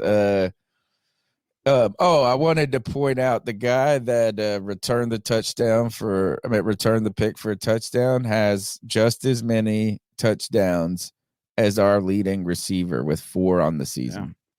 Yeah. Well, defenses have figured out how to play Bryce Young. All you got to do is, when it's not Bryce Young, how to play the Carolina Panthers. When you're playing the Carolina Panthers and you get a third down, just blitz. Yeah, or just walk forward. Yeah. Just walk it quickly. All right, let's go to whose call was that? That wasn't D's. That was D we did last, right? Or did we do one other? I think that was D's last. Have we done this one? What's up, C3? It's Anthony from Charlotte. At the bar right now. Just thought I'd call in, man. I'm so happy I decided not to go to the game, dude. What a waste of fucking time, dude. This organization is a fucking joke. Obviously, I'll start with this. Listen, I told you all, my stance on Bryce Young is neutral. Like, he didn't play good at all. But he's not set up for any success here. Like, it seems like he's just mentally broken. And that's on the coaching staff, man. Like, I don't even know if he's going to be here more than 2 years. Like, this fucking organization is a clown show. And if Frank Reich and Scott Bitter have jobs tomorrow, then you know that this shit's going to go on to be a clown show for as long as David Tepper is the owner. Because this dude's a day-late dollar short. And quite frankly, he doesn't give a fuck. There was Cowboy fans. The Cowboys didn't even try versus us. They didn't even do what I was saying on the free-for-all. If they wanted to just win the game simply, they could have just handed the ball off 25 times and burned us out. They threw a lot, which I don't know why they did. Stupid coaching by them. Still worked for the most part. I mean, Dak only had 180 yards. He didn't even have to dice us up. Listen, the defense, nothing's good on this team. Like, let's just accept it. This offensive line is the worst in Carolina history. Frank Reich and Scott Bitter need to be fucking fired. And if you want to bench Bryce Young, hey, I'm all for it. This dude is getting sacked 7 times a game, and he's still somehow not getting injured. I don't know what it is. The one thing about him, baby, mentally injured. I love him for that, but please bench him. There's no point to play him unless we get an interim coach in here and he turns our. 2023 wasn't a good year for the Carolina Panthers, but I'm trying to make 2024 a better one for myself. Get started on your resolutions with Factor so you're ready for the new year. Factor's ready-to-eat meal delivery takes the stress out of meal planning and sets you up for success in the new year. Skip the grocery stores, prep work, and cooking fatigue. Instead, get chef-crafted, dietitian-approved meals delivered right to your door. With over 35 meals to choose from per week, including keto options, calorie smart, vegan plus veggie, and more, plus over 55 weekly add-ons, you'll have a ton of nutritious and flavorful options to kickstart your resolutions. Skip that overpriced takeout trap. Factor is cheaper and way more delicious than takeout. Get chef-crafted, restaurant-quality meals delivered right to your door, and they're ready to heat and eat in just 2 minutes, which means more time for you. Head to factormeals.com/C350 and use the promo code C350 to get 50% off. That's code C350 at factormeals.com/C350 to get 50% off. Looking for a fun way to win up to 25 times your money this basketball season? Test your skills on PrizePicks, the most exciting way to play daily fantasy sports. Just select 2 or more players, pick more or less on their projected stats, and place your entry. You could turn $10 into $250. Right now, PrizePicks will match your first deposit up to $100. Just visit prizepicks.com/fan and use code FAN. That's code FAN at prizepicks.com/fan. Must be present in certain states. Visit prizepicks.com for restrictions and details. And he turns it around like Steve Wilson says, hey, we're going to run the ball 40 times a game. I love that. But Bryce just doesn't have the weapons or the offensive line. He's not set up for success right now. And, yeah, he missed a couple throws. There were some bad ones. It seems like he's even, burned out by this whole process, too. He's not used to winning. And before anyone says anything, dude, Stroud threw 3 picks today. Stroud has 8 turnovers on the season. Bryce has 10 or 11. Not a major difference. Yes, Stroud's throwing for more yards and more touchdowns because he has a competent organization. Stroud don't got no 8 picks. He's got playmakers all over the place. I think he has 3 a day. He had 2 before. The point I think he has is that 5 these now. fuckers need to be fired. And if they're not fired, then it just goes back to the whole thing. This organization is unserious. And I seriously don't understand, David Tepper, how you're going to keep fans around thinking that this is interesting or people are going to want to come to your games. No, fuck that. This organization is the worst in the league, and it's a joke. I'm tired of caping for this team. And like I said, I'm more of a C3 Panthers podcast fan than I am a Panthers fan at this point. Fucking joke. Bye. The Panthers are in the basement. That's why we have a basement emoji. We're basement fans, and now we're a basement team with a basement owner. Let's go to the next call. You want to shout out the super chat? Yeah, please. Shout out to everybody from Basement Twitter for knowing more about football than David Tepper, Basement Beast. Here's Anthony again. Hey, read the private chat. What's up, C3? I'm back. So, yeah, what I was saying was, it's Anthony from Charlotte. What I was saying was, yeah, Cowboys minus 10.5 was a fucking lock, dude. I can't believe we had people in the free-for-all. Oh, we're going to beat the Cowboys. Yeah, go pour yourself a fucking scotch, dude. Give me a fucking break. These fucking guys, as Muscle Marinara says, these fucking guys are a fucking joke. It's a joke. This whole organization, it's so bad right now. I don't think you guys realize this because you guys are going to try to stay positive on the post game and be reasonable, but no.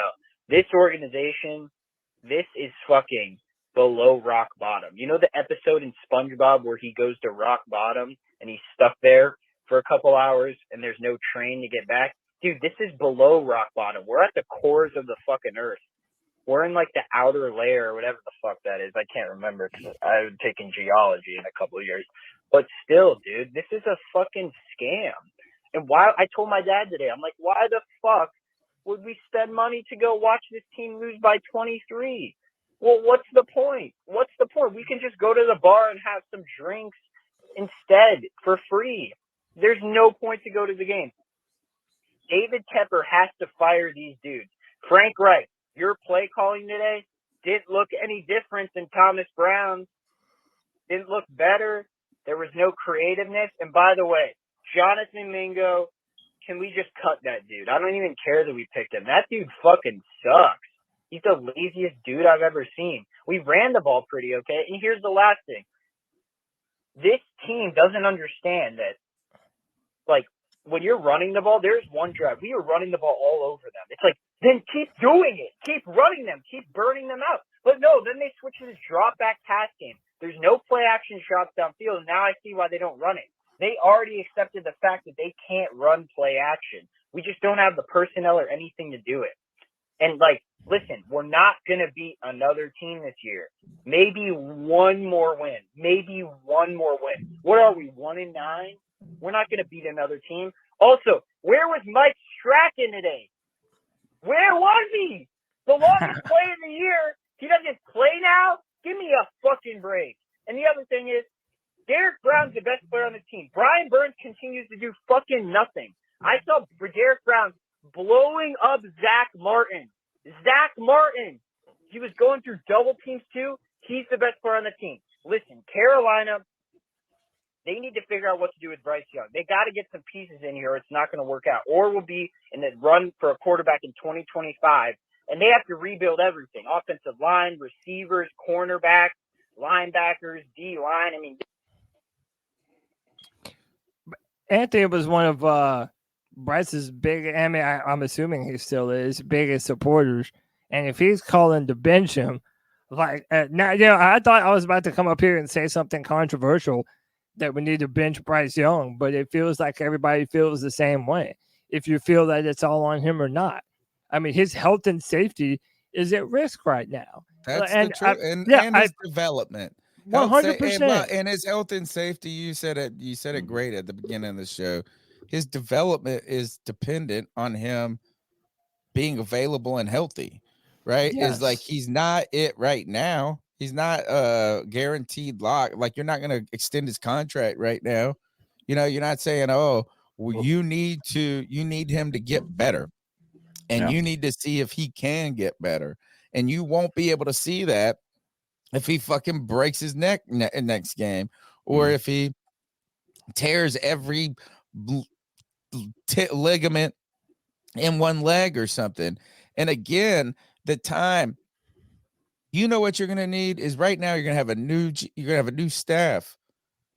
That staff needs to have every moment with him that they can have to see and hopefully contribute to his positive development. They don't need him spending more time with the trainers than they do with them. So hypothetical here, and I don't think this is going to happen, but let's just say it does. We got 7 games left. What if they decide to bench Bryce? They put Andy Dalton in, and we win 4 of the last 7 games. Are we still calling for Frank Reich to be fired? I mean, what was the question again? Sorry, my daughter. What if we bench Bryce Young next week and Andy Dalton wins 4 of the last 7 games? Are we still calling for Frank Reich's? Yes.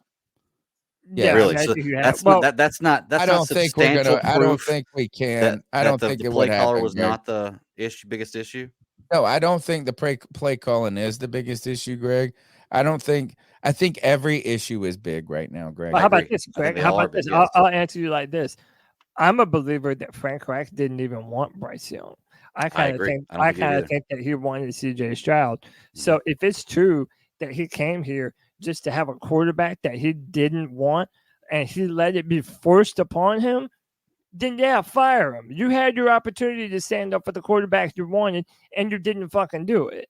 So now that you have the quarterback that apparently the whole organization drafted and he's not playing well, okay, you had your pick. They brought in Frank Reich to be able to pair him with Bryce Young for the foreseeable future. If that already isn't the match, then both of them aren't the right guy, both Frank and Bryce. And Greg, it's a question. I don't really like the question in one hand because I don't think it can happen. Right? Like I don't think that Andy Dalton comes in here and the Panthers win 4 out of 7. Okay. I can understand that you might maybe there's a world where it could. So I'm not trying to dismiss the question. I don't think it could happen though. And then right now I'm trying to think is like really what we're asking. Another way to ask it is what could happen this season that would that would keep Frank Reich around for another year. And each week we have gone on, it feels like there's less and less of a possibility that there is an answer to that question. Like a real legitimate, like, I don't know, outside of us reeling off 7 in a row and all of a sudden, like, which I don't think it's an impossibility. Like, I think the only thing that would keep Reich's jobs are all impossibilities. And that sucks. I didn't think this was going to be the case. I didn't think that Reich was going to necessarily be a savior of a coach. I didn't ever think, though, that I could say there's no reason for anybody. I mean, Greg, I'm at the point right here is that if you told me anybody, and even not Bryce, but kind of like Bryce. The only reason Bryce Young for me should be on the team next year is because you got a lot of assets in him. But right now, if you told me tomorrow and you picked any name on the team from the front office to the outside of Johnny Hecker and Bryce Young and said they weren't going to be on the team next year, I wouldn't even be upset. Yeah, I agree. Maybe Like, I mean, I'd just be Derek like, Brown. well, yeah, Derek Brown, Frankie Louvet. But what my point is like, there's nothing good enough to make things worse. I mean, or like, there's no change. Like, wait, I don't know. Okay, whatever. I'm just gonna say okay, whatever to every single one of them. Yeah, we'd basically be starting from ground zero. So like I said, we need to do this rebuild the right way. But we don't even know what that is. The right way. The right way would have been focusing on offensive line and defensive line, and then working your way out and getting a quarterback at the right time. We were in a position to do last year. Had we not jumped for a quarterback, we did that. We drafted a left tackle. We drafted a defensive tackle. We've drafted. Like at this point, we haven't even done those things right. Yeah, I mean, you're right. It's been bad. It's just been bad drafting all the way around. You're absolutely right. We've tried to do the right thing. We've just failed at it. Yeah, I mean, we've just been bad at even those kind of incremental things that you need to do, those foundational blocks, like you're saying. We've laid poor foundation, and then we put some shitty ass janky. We called in some contractors that we're going to pay under the table. We got janky drywall now. We got everything's lean. Let's go to. We didn't do. Here's Jay Anderson. What's up, guys? This is Chase from Anderson. I just got a few things. The ones that saying that pick six was on Bryce, that was not on Bryce. The interception, that was just a really good play by the DB. Even the commentator says so. The score was on Mingo. When the DB intercepted the ball and one on the ground was rolling around, Mingo just walks away instead of tagging the player down. That's the score's on Mingo. Okay, that's a good point. Another thing is, why is the right guard signaling for the snap? Every time he reaches his arm out to call for the snap, everybody sees it. Everybody knows it. Don't you think that's part of the problem? 7 sacks given up today. 7. Yeah.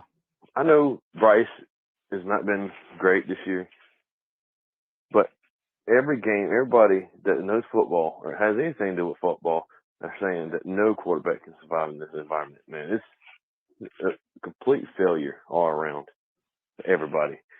And if Frank Reich and Scott Fitter don't get fired this week, I don't understand it. That makes no serious sense. I was listening to the radio call because I had just gotten in my car. I was walking in my car after that Pollard touchdown, and I sit in the car, and the immediate thing that happens is the pick six. And Jake Delhomme did not absolve Bryce entirely there, right? Like the caller did. What he said is he said that Bryce just didn't have enough on it he didn't get it there quick enough for that to happen. Like basically it was a couple. I mean, and he wasn't just saying Bryce fucked it up too. There were a couple of things that happened. The DB made a very good play. Bryce didn't have enough oomph on the ball to get it there quick enough in that moment. To where that's what pro guys do in those situations. It looked open for a second and then it won't. And so there wasn't, and I guess he said he just didn't get enough there. He just didn't get it there. And then on top of that, you saw Tommy Tremble just running free one level up from it. And I think, there's just a calamity of things. But yeah, is that if Mingo had the opportunity, I was listening to it on the radio. If he had the opportunity to touch him, Mingo has been shit this year. But that's so before CK, I don't know if he said this before we got on, but he said that he wanted the Panthers need to trade up into the first round and get a wide receiver. They're just going to have to get. And I don't think that's a great idea because I don't think year one wide receivers make enough impact. I think we count on too often rookies to make the team better. And I think that, man, you could do that from Bryce Young to, oh, well, we drafted Derek Brown, so we're going to fucking be able to stop the run now. Oh, we got Ike Ekwonu, so we're going to build, right? Is that young players take time to develop. I don't care. Unless they're the top 3 players, they take time to develop. And even then, sometimes they take time to develop. Right. I think part of the reason why we felt a little duped by that and we felt like it should be a little more immediate is because most of the guys we've drafted in the last 5-6 years have been top 10 players. They've been guys that you've drafted that are supposed to be at that position, guys that come in and plug and play. Now, you're right. It may take time to develop them, but that's not what we're sold with players like that. Usually when you have a top 5, top 6 pick, you're expecting them to come in and be on an NFL level. You expect them to contribute. You expect them to exactly. contribute. When they're good, it's like, hell yeah, that was great. Mm-hmm. But, man, your success can't bank on those things. You're right. It can't. And we've been relying on that. Like, if we've got, the number 27 pick every year, I'm not expecting him to come in and be a world beater. Like, it'd be awesome if he was. But I think that's the problem is that we have these expectations that come in because we've been so shitty. And, law of averages says that we've been so shitty and we've been drafting so good in the first, so high in the first round. We should be hitting on picks, but we're just not. I guess law of averages doesn't always work. We're just missing on a lot of this stuff. All right. That's next call. What's up, C3? It's Panther Potato. I just wanted to hear you guys kind of discuss what your thoughts are for the offseason. Because I don't see how anyone's going to want to play for this team with or without Reich, because there's going to be some tumultuous times if they start firing people, which they deserve. But, we're going to have to overpay for players, which is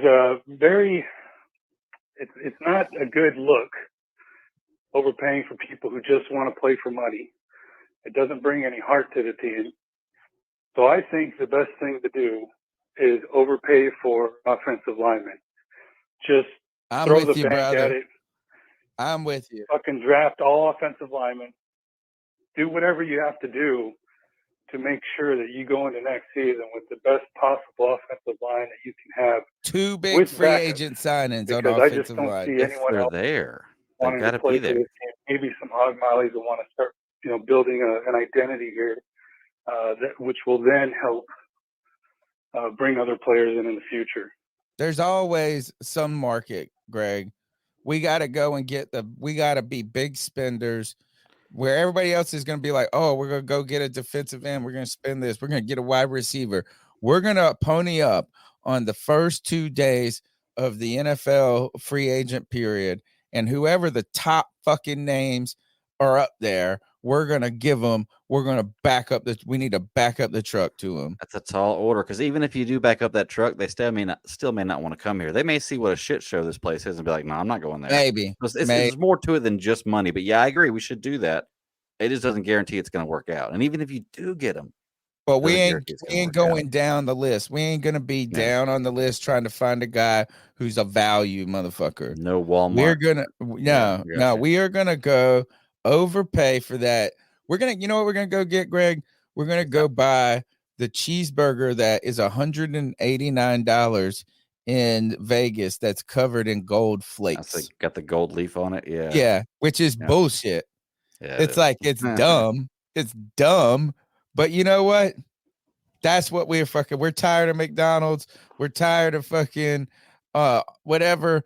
We are going to go and overspend on a good burger. We're going to eat that burger and we're going to say it was not worth $189 million. But thank God we didn't have a shitty fucking burger again. Yeah. But not, yeah. And I think you have to go 2 in free agency and get a center in the draft. And that means Bradley Bozeman's going to start next year. Icky is going to be a guard. a new left tackle, and Corbett. Bozeman our center? Yeah. So you said get a Bozeman, new center. but I get a center in the draft. Right. So you're going to get rid of Bozeman? No, I think you start the year with Bozeman. You have a rookie, a high-end rookie that you're ready to start developing. And if Bozeman's not playing well, then you can start maybe thinking about putting the rookie in. But enough with this shit too, of the whole plan working on the starting guys being the only guys that work. You have to have. That's why I'm saying this is I want 2 major free agents, because you're going to bring back Brady Christensen coming off of injury, and you're going to have Austin Corbett, who is getting older and injured.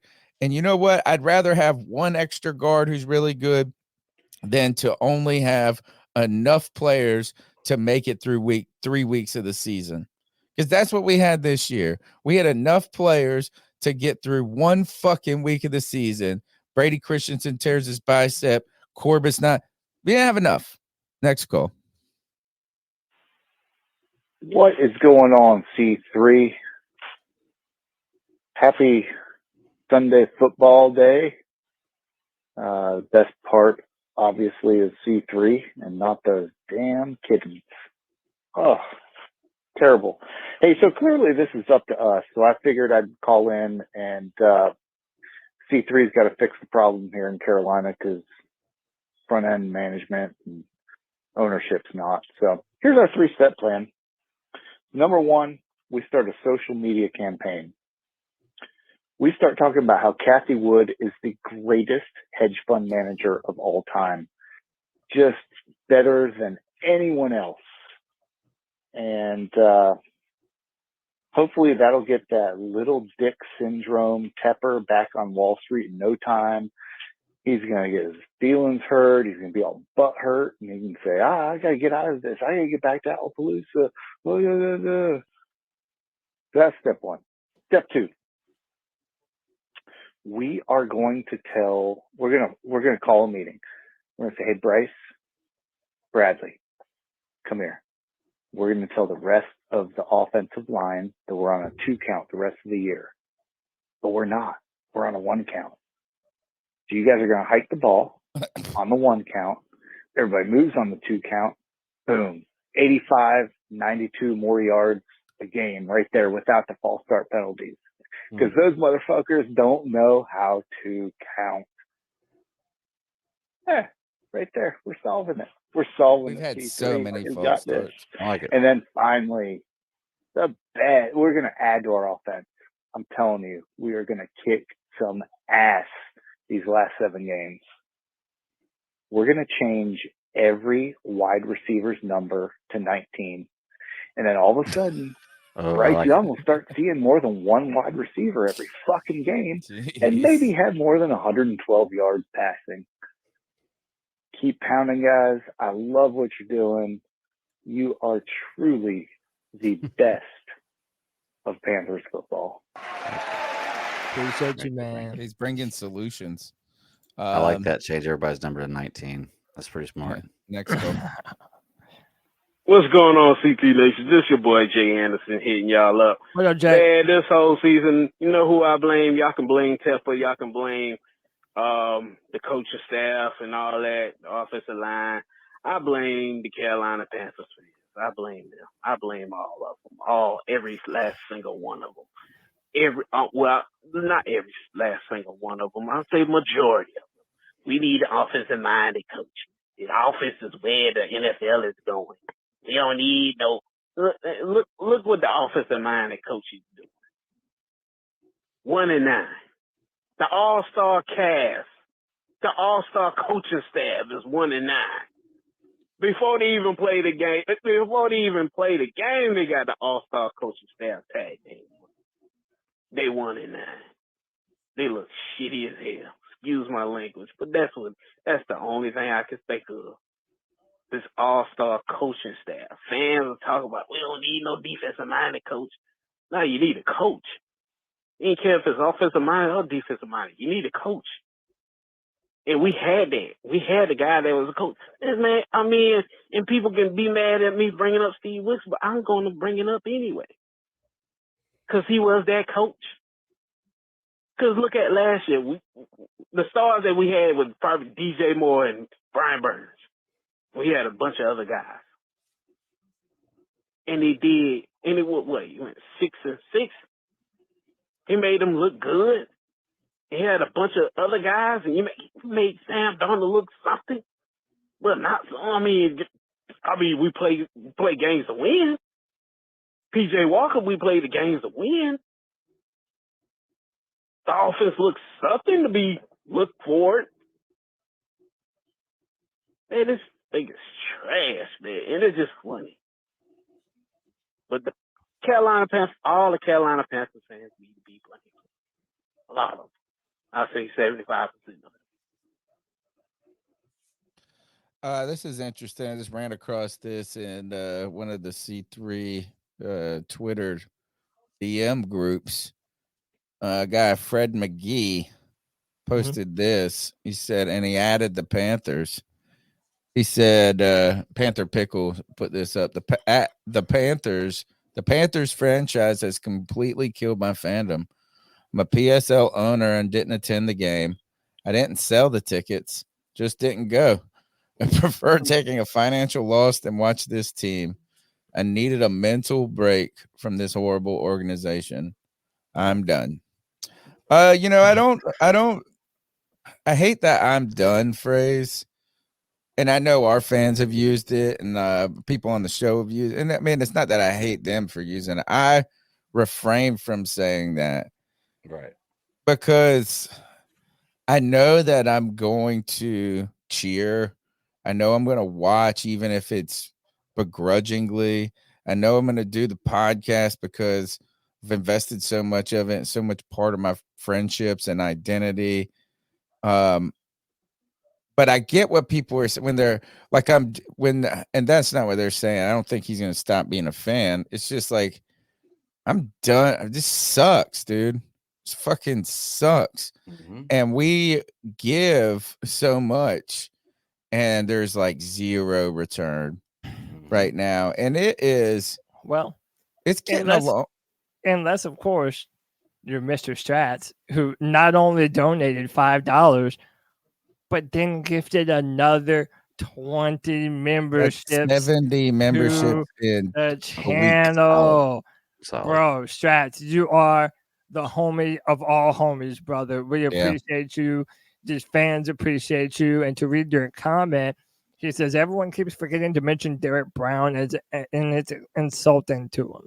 He always plays well and dominates. He needs his fair share of appreciation. 100%, man. Derek Brown has been that monster in the middle. Mm-hmm. And now to me with Derek Brown, it does seem to me like he is a name that would pop more on other teams if he did have some better cast and crew around him. But yeah, Derek Brown's been one of the few consistent pieces on our defensive line. And he's done a great job. Stats, you're the man, bro. We appreciate you, dude. Yes, thank you very much. I thought about this today.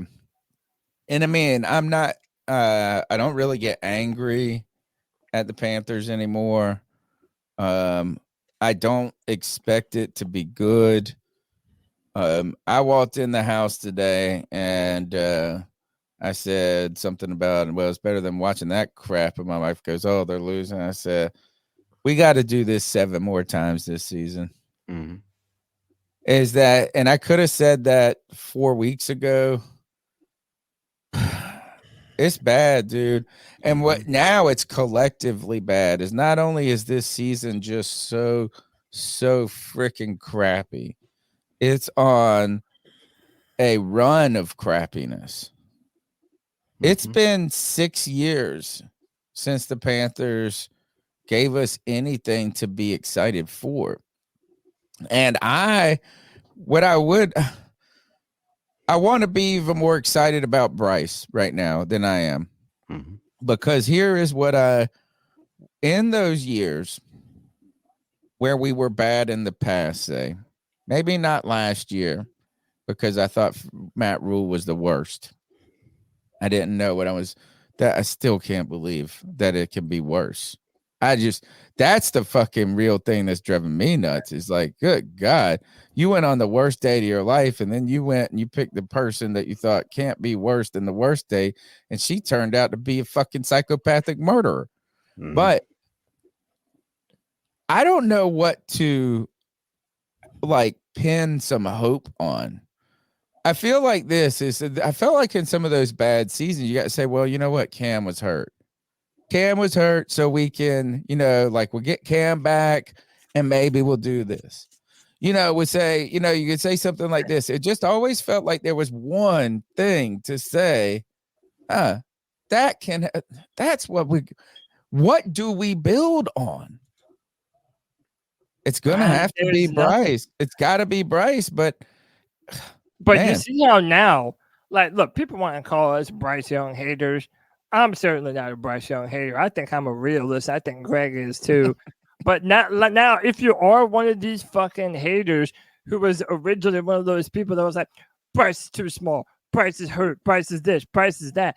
Now you are giving these people all the ammunition that they will ever need because of this season and because of how Bryce is looking right now. And by the way, you better pray he doesn't get hurt, because then that's just another round of ammunition that the Bryce haters are going to use and saying, oh, see, told you, couldn't make it through an NFL season, and they'll take that and they'll run with that shit to the bank. Y'all think that we're haters? Nah, son, you ain't seen Bryce Young hate. Let it get a little bit worse, and then tell me what Bryce Young haters sound like. Because they're going to be all up in our cat calls. They're going to be all up in our fucking chat. They're already all over Twitter. It's like you're giving them the more and more ammunition that they need the longer you let Bryce stranded out there to his own devices, man. He has no help. Even when he does, he's missing wide open wide receivers. The offensive line is terrible. It's time to save our quarterback for the future, if he is indeed the only thing that this organization has to build on for the foreseeable future. It's bad, Greg. Yeah, it's absolutely terrible, man. The team is in an absolutely terrible position, and here's my kind of thing is, like, I think that we should move forward with Bryce Young, because I don't think Bryce Young's been given a fair chance to show what kind of a guy he is. Oh, and we don't have a choice. I still don't think that he may have been the best choice for us to pick in this situation, though, even if we can move forward and give him what he wants. And that's my issue, is I don't think that we're going to be able to give him what he needs to succeed. And I don't think he's that quarterback that can take, a mop bucket and a handful of needles to a championship and win, like, I just don't think he's that kind of guy. And that was the guy that I thought we were drafting for. I thought we would have traded up for. Now, I'm not trying to knock Bryce Young or say he's a bad guy. I don't think Carolina's going to put around him what he needs. I think the question is, can they? Is going to be the next question. This is awesome. I love the internet and I love Panther fans, and big shout out to @OnTheBlock01 on Twitter or X. His name is Ryan Not Reynolds. And I read that tweet from the guy who was the PSL to the Panthers, the Fred McGee, @FredMcGee. And I quote retweeted it, and I put "We Are Fred," #WeAreFred. And @OnTheBlock01 messaged me, and he put #We Are Fred up. So he took the hashtag "We Are Fred." Oh, we got to get this going. We are Fred up. #We Are Fred up, folks. I love it. It made me giggle. Let's go to my bastard son. Yo, it's White Chocolate Espresso. Wow. Thank God I'm at work. I got a couple things to say. The Bears fleeced us. They're getting the first round pick, and they're getting another top 10 pick. It's probably one of the best trades they've ever made. Period. It doesn't matter. It doesn't matter how well Bryce does or CJ does. They're getting the number one pick. They won the draft. They won the trade. It's over. We had this discussion in the chat room. It annoys the piss out of me. People saying, oh, it's coaching for all these penalties. I'm sorry. What exactly does Frank Wright and Evero have to do with you hitting the quarterback that's already down in the helmet? He's already down. Why are you hitting him? What does that do with coaching? It has nothing to do with coaching. No discipline. You're making a dumb decision, and it's dirty. Same thing with the call where the play was over and he hit him in the back. Both plays automatic first down when it been a turnover. How is that? I want to get rid of Frank Wright as much as the next guy, but I'm not going to blame him for a player making a dumb decision. That's on the player. It's so annoying. Rice needs one more pick six to tie the franchise record. It's not good. It's not. Your offense line was horrible. Why we cut Brock Sermon, I still don't understand it. Still, but yeah, those are my thoughts. Drink up, Panther Nation. Peace. All right, thanks. Read these super chats up, my man. Yeah, man. Mr. Elevation with the $5 says, what's the rookie record for a quarterback throwing pick sixes? Now, it sounded weird on the broadcast, but after the game was over, I heard them say that 4 was like close to it was either the most or close to the most for the most pick sixes thrown by a quarterback in a season. That's what I thought they said. It sounded wild to me, but they said, I believe it's 4. Somebody said 9 in the chat. I mean, Jameis Winston threw 30 interceptions. It was Jameis that has the record, they said. Yeah. I would find it hard to believe at least 4 of those weren't pick sixes. Well, but what we're talking about is, just the pick sixes. No, I think they said Jameis has the record for pick sixes, too. Okay. Well, Illinois Jones says that we're tied for the most. Yeah. Tied for the most. I mean, look, for y'all, beyond the actual point difference, does a pick six mean something different to y'all than just an interception?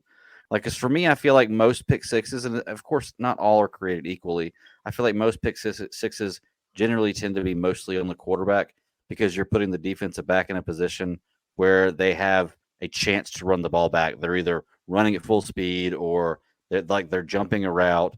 Like I said, it's not always like that, but I feel like pick sixes maybe weigh a little more heavily than just regular interceptions. Does that feel any different for y'all? I don't think so. Okay. I mean, I don't know. And then Leonard says 4 interceptions or 4 pick sixes thrown by the same player. I don't know. It wasn't the no, it couldn't be because it was we got 1 in this game. Yeah, he only got 1 in this game. So he said 2 in one game, 2 in another game, and then 1 in this game as far as pick sixes. Yeah, he's had 4. So that players have 4. The guy this season, he's got it because I heard them say it on the broadcast that he's got as many pick sixes. Oh, so they were saying that player had the most pick sixes of the season ever in the season, or for a rookie. Ever for maybe, you know? No, I don't know. I don't know. I don't know. I just all I know is they said something about 4 pick sixes and it being a single season record. Okay. I assumed they were talking about Bryce throwing that many pick sixes, but they might have been talking about the DB. Yeah, maybe the DB. I'm not even sure, but he's thrown a lot. Yeah. All right, let's go to the next ball. Dude, he's given the ball. There are now 3 or 4 games in a row that we can say that Bryce's turnovers is what won them the game, or the opposite team. The direct reason that caused the win. Yeah. Yeah. Next call. What's up, C3? This is Raleigh Lee. What's up, Raleigh? Talking about a shit show. We're looking like we might get somewhere. I'm not going to blame it on the quarterback as far as that one interception for 6 points. Mingo should have came up and bumped the guy. But regardless, Frank Wright should take responsibility.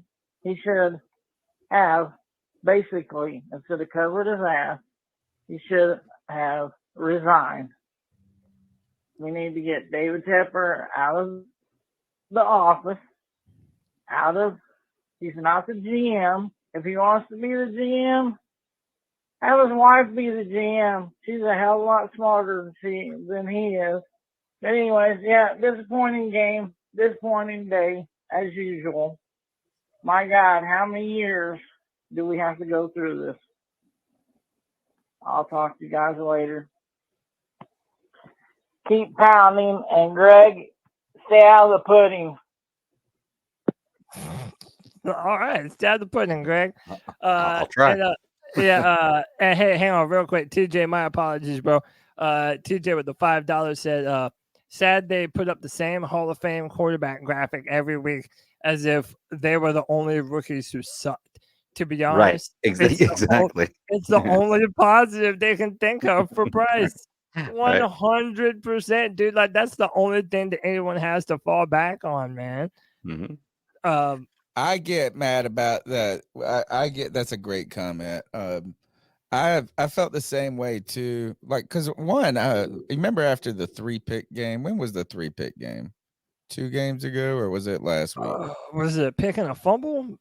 Nah, he had 3 interceptions. Oh yeah, no, that was against Indy. The Colts. I don't even know. Who did we play last? Oh, the Bears. We played the Bears. All right, so it was 2 games ago. And a lot of the I was getting tweets or callers, and they were like, some people were saying because he threw 3 picks in a game that like he was a bust, right? So they're like, and I don't have a problem is like throwing 3 picks in a game to me is not any indication. It's a bad game, right? It's like, certainly it's not a thing to be happy about. It's not a thing to find a silver lining in. I'm not going to make a judgment on just interceptions alone on some different things. But then, so people were saying that, so they would make these lists of players who had also thrown 3 picks in a game. Mm-hmm. And it was like John Elway, this and that. And I was like, if we really want to make this fucking list, though, we could list all the bad players too that have thrown 3 picks. You can't just be like, hey, well, look at all these other great players. Yeah, it's like, hey, guess what? There's another guy that Joe Rosen, he had 3 picks in a game. Dude, it really does feel like insulting. Well, yeah, here's all these other really good quarterbacks that went through the doldrums in their first year. Dude, okay, well, what if he right now there's no evidence that he's going to become anything more? Maybe he does, but again, it's like all he's doing right now is playing bad on a bad football team, and you're like, well, don't worry, guys. Maybe one day he'll be Peyton Manning and John Elway. It's like TJ says this. TJ in the chat, he says this. There should be more positive things to say about Bryce. There should be. There really should. And I think that is a fair comment for Bryce's performance this year. I would say that I feel that way too about any number 1 draft pick, right? Is like, I would just say this is that I shouldn't be this undecided about how I feel about them, because I feel like I'm going to give them the benefit of the doubt regardless. So I'm kind of like, I'm playing it like, I'm just neutral almost. But I feel that way about this team just in every capacity, is that there just shouldn't be this bad.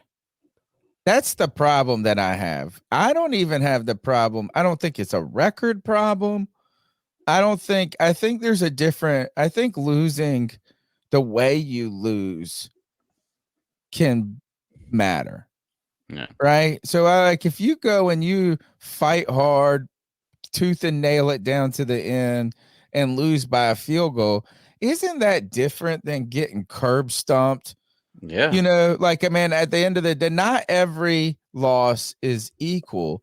And right now, this has just been a snowball. It's exponentially getting worse to where I don't see positives to build on. Like that's what I wanted to see. Look, when I saw Matt Rule in his first season, guys, I said I just wanted him to show us that he wasn't in over his head. And the Panthers came out and won 5 games that year and looked competent in a lot of capacity, in a lot of ways. They looked like, hey, man, if we can turn 5 into 7, 7 into 9, right? And then the next year, it was so bad. I was like, oh, that was just kind of beginner's luck, it turns out. I just wanted the Panthers to show us growth. Mm-hmm. We sat here and had trouble picking less than 7 games to win on the season because we said, hey, the Panthers won 7 games with Matt Rule and Steve Wilkes as their coach. We've got to be able to be as good as that. Mm-hmm.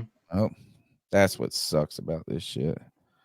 Let me hear. I'm going to play this call. I need you to cover me, Cody. I got my daughter's bugging me about the food in the oven that my wife set a timer on and then left. Got you. Hey, what's up, C3 Nation? This is Slim Jim coming out of San Diego, California, man. Just touching in and trying to talk about some Carolina Panthers football on a positive note, but it's really hard to do. You can't really talk about the Panthers on a positive note, man. We are, you know what? We got the Carolina Blues. We have the Carolina Blues. I've never seen this team struggle so much. I've never seen this team be so down. This is the worst I've seen it. I mean, honestly, goddamn, Matt Rule was bad, but this is worse than that, bro. But anyway, I just wanted to talk in and chime in on what I feel about the Panthers going forward, man. I don't think they'll fire Frank Reich. I don't think it makes sense to fire him now. You know, the ship is bad, you know, but I think he's still gonna be the captain of that ship. And I think David Tepper is never gonna admit that he was wrong with the CJ Stroud versus Bryce Young pick, because to me it sounded like CJ Stroud was a sure pick for us. And David Tepper said, nah, we ain't doing that. We're going Bryce Young. But he'll never admit that he was wrong with that. I don't think he's going to admit that. So I think that's why Frank Reich is going to be with the team until next year. They'll probably give him a couple of years. And if next year is bad, then he's going to learn. He's going to be in a bad position. But, man, I tell you what, man, as a Panthers fan, bro, this is the worst. This is the worst I've seen our team in so long. There's no identity. There's no like competitive edge. We don't have anything to offer on offense or defense. All of our guys are shadows. They're shadows to the rest of the players in the NFL. And we're just a bad team, man. And it sucks because, goddamn, we watch this, man. We can't even compete, bro. Every game is like non-competitive, and it sucks. And me personally, as a CJ Stroud fan, man, it hurts even worse because I'm like, dog, that was the sure pick. We should have had Stroud over Bryce Young. Now we got a mini-me quarterback running around trying his best, and he can't do shit. He can't do shit. And it's like, no shit, you can't do anything in the NFL like that. You can't do anything in the NFL if you're under 6 feet. You don't deserve to be in the NFL. And that's nothing against Bryce Young, man, but it's just what it is. Like, you're not going to succeed when you have better athletes around you in every position. Right. And you can't, and when you don't play top part of your position, it just shows out that the fact is, man, you're under 6 feet tall, bro. Like you're not it. You're not cut out for this game. And then you look at CJ Stroud, and that guy looks like everything we wanted Bryce Young to be. CJ Stroud is everything. Go ahead and respond. He's got I think he's got another one. At this point, man, look, obviously we're going to need 2 or 3 years before we can really write the story of if Bryce Young is a good quarterback or not. But you would be crazy to not think that CJ Stroud is the better of the 2 quarterbacks. Right. Like you're just flat out of your mind. And it doesn't make you a bad Panther fan to say yet again the Panthers made a mistake picking their quarterback. Now that's how I feel right now. And hopefully y'all get to come at me and tell me how wrong I was in a couple of years and blah, blah, blah. But I mean, even still, Tua Tagovailoa is looking better as a quarterback than what he did a few years ago. But I still wouldn't take him over Justin Herbert, and that's going to be true for me probably in the next 2 or 3 years too. So yeah. No, I totally agree, man. It's always going to be, because the two were drafted so like that, it's always going to be a battle back and forth between C.J. Stroud and Bryce Young. And don't be wrong, I think that if C.J. Stroud would have came here, he would struggle here too, because we have a shitty team, a shitty offensive line. I just feel like he would do better than Bryce. Not insanely better. I think that he would do better than Bryce Young has done right now. I mean, look at the people talk about how he has weapons at wide receivers, but who was talking about Robert Woods and Noah Brown and Nico Collins being elite wide receivers last year? And now when you look at the start 'em sit 'em for every week in fantasy, it's always start whoever's the wide receivers for Houston, start them, because they have a quarterback that can play with any wide receiver and make them look good. And that's what I expected. So that's, like I said, I don't by any means think that if we had Stroud here, we would be in the position Houston's in. What's going to be great is finally, this might have broken our optimism as fans. Mm-hmm. So finally, we might have an off season where we have a good draft. We get a good coach. We get good, like we anchor, and we're like, all right, ready for show it to me. Like now, no more just getting hype. I feel like this is going to end my getting hype. Like I'm going to need anything that the Panthers ever do until it happens. Yeah, 100%. Right. And I caught felt by like surprise. I'm cool with that. Yeah, exactly. Instead of expecting good, I'm going to not be miserable, not forecast bad, but I'm not forecasting the market going up tomorrow. Right. That's what I'm saying. And I think this, I don't know, man. We really I just bought in too much this year, like a unwise person. Mm-hmm. I just didn't think it would be this bad, dude. That's what it's really just wrong being hopeful. And then you know what happens, and it's so unfair, is then we get labeled as the podcast that's just old cynical assholes that are never optimistic about anything, that are always looking at the glass half empty as opposed to the glass half full. And it's like, dude, what are you going to do, man? Like, I've been saying for years, it's prove it season. It's prove it season. You're not getting any fucking flowers until you earn those flowers. And so far, no one earns anything on this team other than their walking papers. I said at one point on the radio, I said, I will not pick the Carolina Panthers to win a football game anymore this season until they actually win one. And then they went and I didn't pick you. I picked Houston over them on the radio, and they went and won one. And I was like, okay, well, now I'll think about it in the future. I stupidly picked them for the Colts. And I guess I'm just saying this is I'm not picking the Panthers to be a good or have anything good until it is good. I'm not going to expect it to be bad when we draft these players. Whoever we draft, I'm not going to go, oh, they suck. But I'm not going to fucking be like, oh, man, we got the fucking star of the draft. Right. I'm sorry, but nope. I'm going to be like this. We got a player. And if we turn out to be the podcast, if they call us the half full podcast, I'm going to say this. I don't care. I don't know if the glass is half full or half empty. I want to know what the fuck's in the glass before I'm drinking it. I don't care. This a victory. I'm calling this a victory, Tony, because you're on the exact same hill that I'm on right there, man. It's the exact same thing I've been saying. And then you know what? And then we're gonna fucking hire a coach. I'm gonna be like, oh my God, he's a fucking great coach. He's got another call. Hey, what up, C3 Nation? It's Slim Jim again, calling from San Diego, California. I just want to double up on my first call because I think I got cut off, but just in regards to if we do indeed fire Frank Reich, who the hell's gonna come to Carolina, bro? It would be something if Harbaugh came, but can you imagine the relationship with Harbaugh and Tepper? That would never work. None of those guys. Maybe Harbaugh that's what we need. You tell them get the fuck out of the office. Maybe that's what we need. Those guys are all about let's all make a decision together. Harbaugh would say fuck that shit. that shit would never work. Like, who would come to Carolina? There's no coach that sees Carolina Panthers as a good opportunity to go and succeed when you have David Tepper on your shit and you have the GM making dumbass fucking fumble decisions. What are you gonna do as a coach? The string is very short, and you have to go out there and try to fucking produce, but you can't produce because there's too many goddamn hands in the kitchen. There's too many cooks in the kitchen, dog.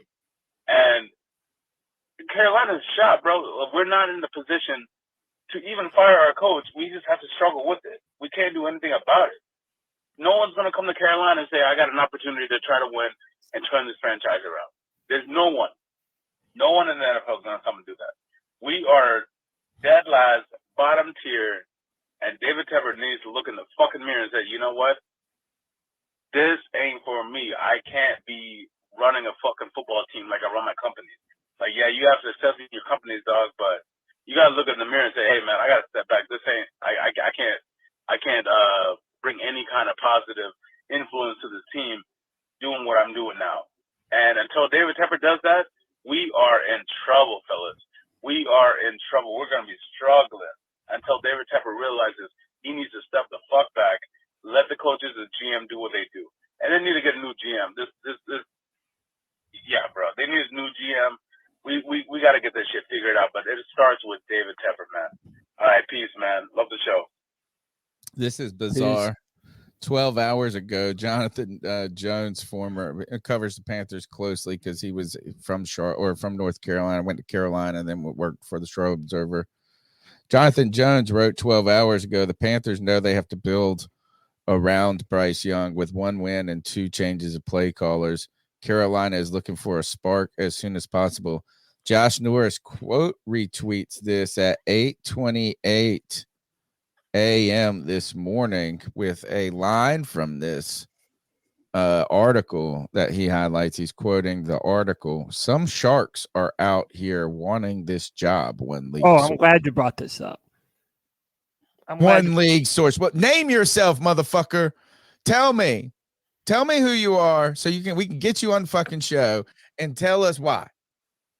Why the sharks want this job? Because I can't name a reason right now that this would be a great play. I mean, it looks like hope. Maybe it doesn't take as long to turn things around. Sure feels like it though. I mean, yeah, but let's speculate. Who are the sharks that are interested in this job? A lot of people. I saw somebody put online that Ben Johnson, for the offensive coordinator for the Lions, that it's not that he turned us down. It was more so that he felt like the Lions were going to have a good team this year. I believe he's from the area, and he wanted to go back and be a part of what that team was going to do. And I believe they won today. So a lot of people think that it could be him. Obviously, another big name that a lot of people are wishing and hoping for is Jim Harbaugh, who's currently going through some trying times up there at Michigan. But I know that's a name that Panther fans keep on mentioning when it comes to coaches. And then there was even a sneaky little rumor that Bill Belichick is out of New England and that he wants I don't want Bill somewhere. Belichick here. I'm just telling you what I've heard to the tea leaves, brother. I'm not endorsing anyone right now. I would have loved Bill Belichick as my coach with the 2016 Panthers or with the defensive Panthers that we had.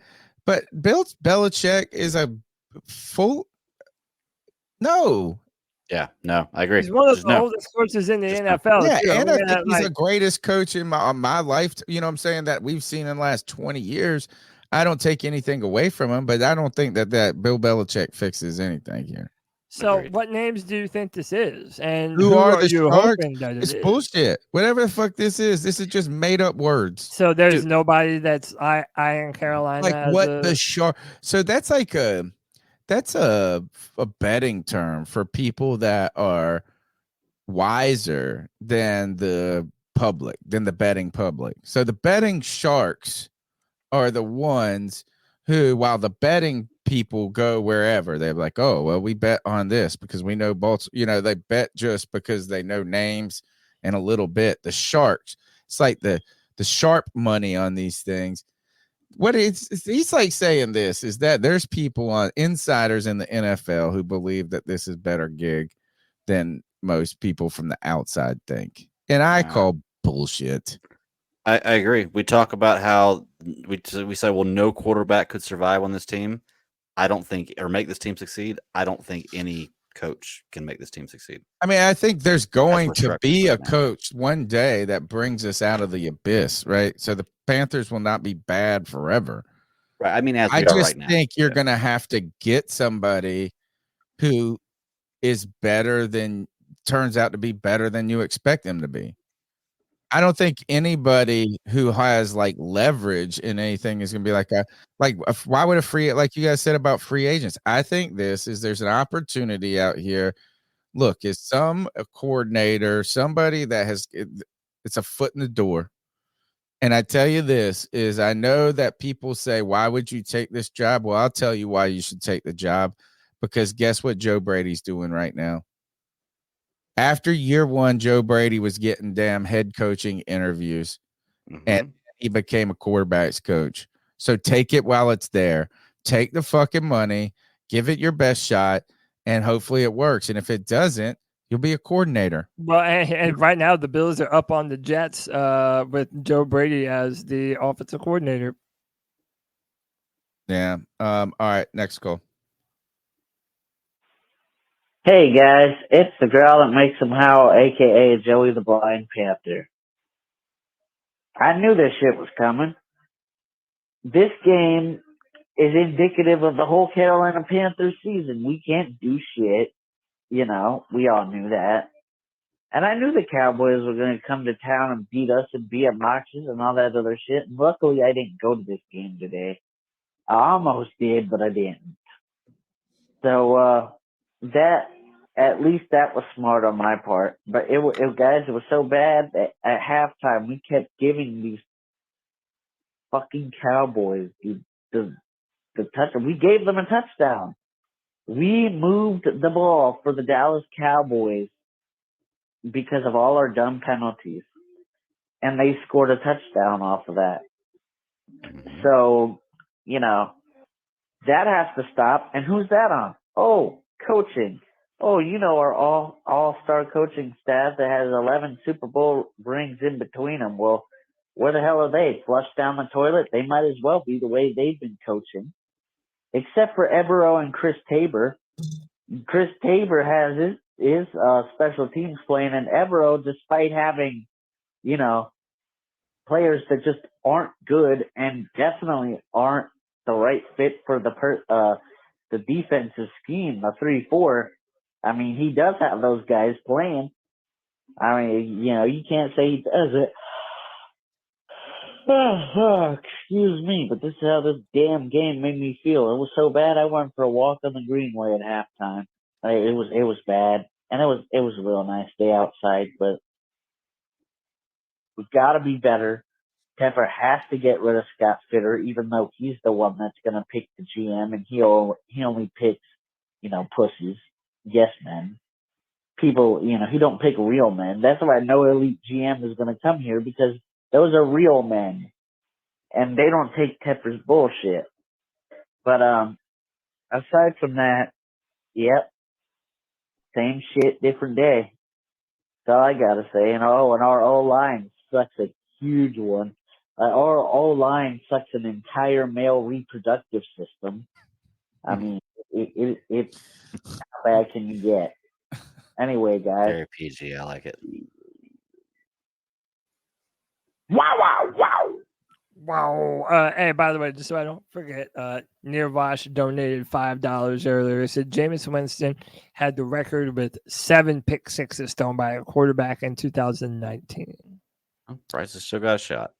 Next You're telling me there's a chance. Hey, what's up, guys? This is Promiscuous Panda. What's up, Panda? Almost, it's actually my first call I've ever actually called. I would be a regular, but honestly, it's a long distance call, so yeah, you know, you guys have to understand. I appreciate you, Panda. From Mexico. First and foremost, from Mexico. Tony, Greg, Pat Daddy, and of course, my guy, Cody Lack. You guys run the best podcast I've seen, and heard and here on the regular. But I'm just gonna get to it, man. I'm absolutely fucking tired of this team.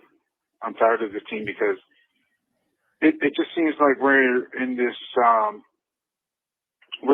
we're like in a conundrum. We're just going around in circles. We're like a dog chasing our tail, and it's annoying and it's frustrating and really it's tiresome because you see the same shit happening over and over and over again. And to be honest, the common denominator here is David Tepper. Unfortunately, we can't do shit about that. David Tepper has to figure this shit out. He has to literally hire the right people and let them do their job. That's it. It's that simple. That's it. I could go He's on right. and on and on about all the stuff, and I'm not here to pick favorites or anything like that. Bryce has looked good. Bryce has looked bad. The O-line has looked good. The O-line has looked bad. There's, injuries upon injuries upon injuries. The only constant has been special teams, which is kind of crazy if you think about it. We have no first-round pick, so there's no, light at the end of the tunnel until the other year, 2025. And nobody's going to come and work for this guy because he has no patience.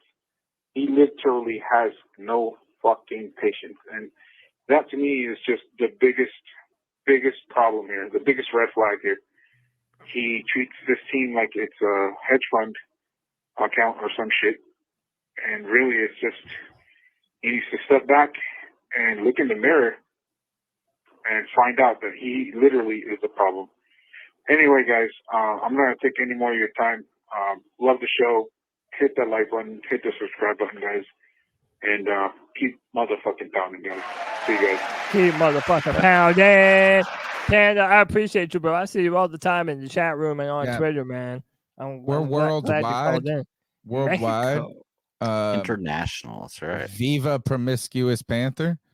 And this is what we'd love for you to continue to be a part of the calls in a way for our international callers to circumvent those charges is to record it on your phone on an audio app or something like that, and then email it to me as an attachment at Carolina Cat Chronicles at gmail.com. But you got to hit me on Twitter with a message or something that says I sent you an email, because I don't always check it while I'm playing the calls.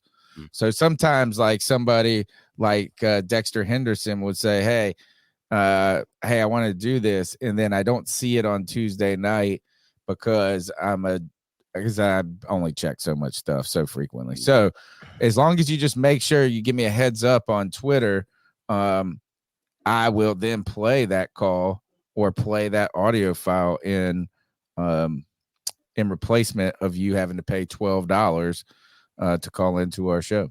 Nice. Yeah. We really ought to start marketing this podcast as the longest running Panthers podcast in the galaxy, because I'm pretty sure that if we're the longest running Panthers podcast in the world, yeah, a pretty good chance we are in the galaxy as well. Galaxy. Dude, I mean, just the think universe. about that. We're the first to do something. Yes, the in universe. There you go. In the It's a good chance. universe, Just think dude. about this: is if you think about the way sound waves travel, Yeah. any alien life form will will literally hear our podcast before they hear any other podcast, because the sound waves are traveling. Yeah, they're traveling out into longer. space. And the Google algorithm will Longer. bring them straight to us, Longer. Yeah, man, Yeah. dude. It might take 9 million light years for it to happen, but hey, dog, they'll be like, "Oh fuck, the Carolina Panthers still suck." hey, dog, hey, C3 Podcast is intergalactic out here, boy. What's up, man? All right, next call. Hi, you guys. It's Rude Life Master. Oh, what up, bro? Man, I'm gonna be completely honest with you guys.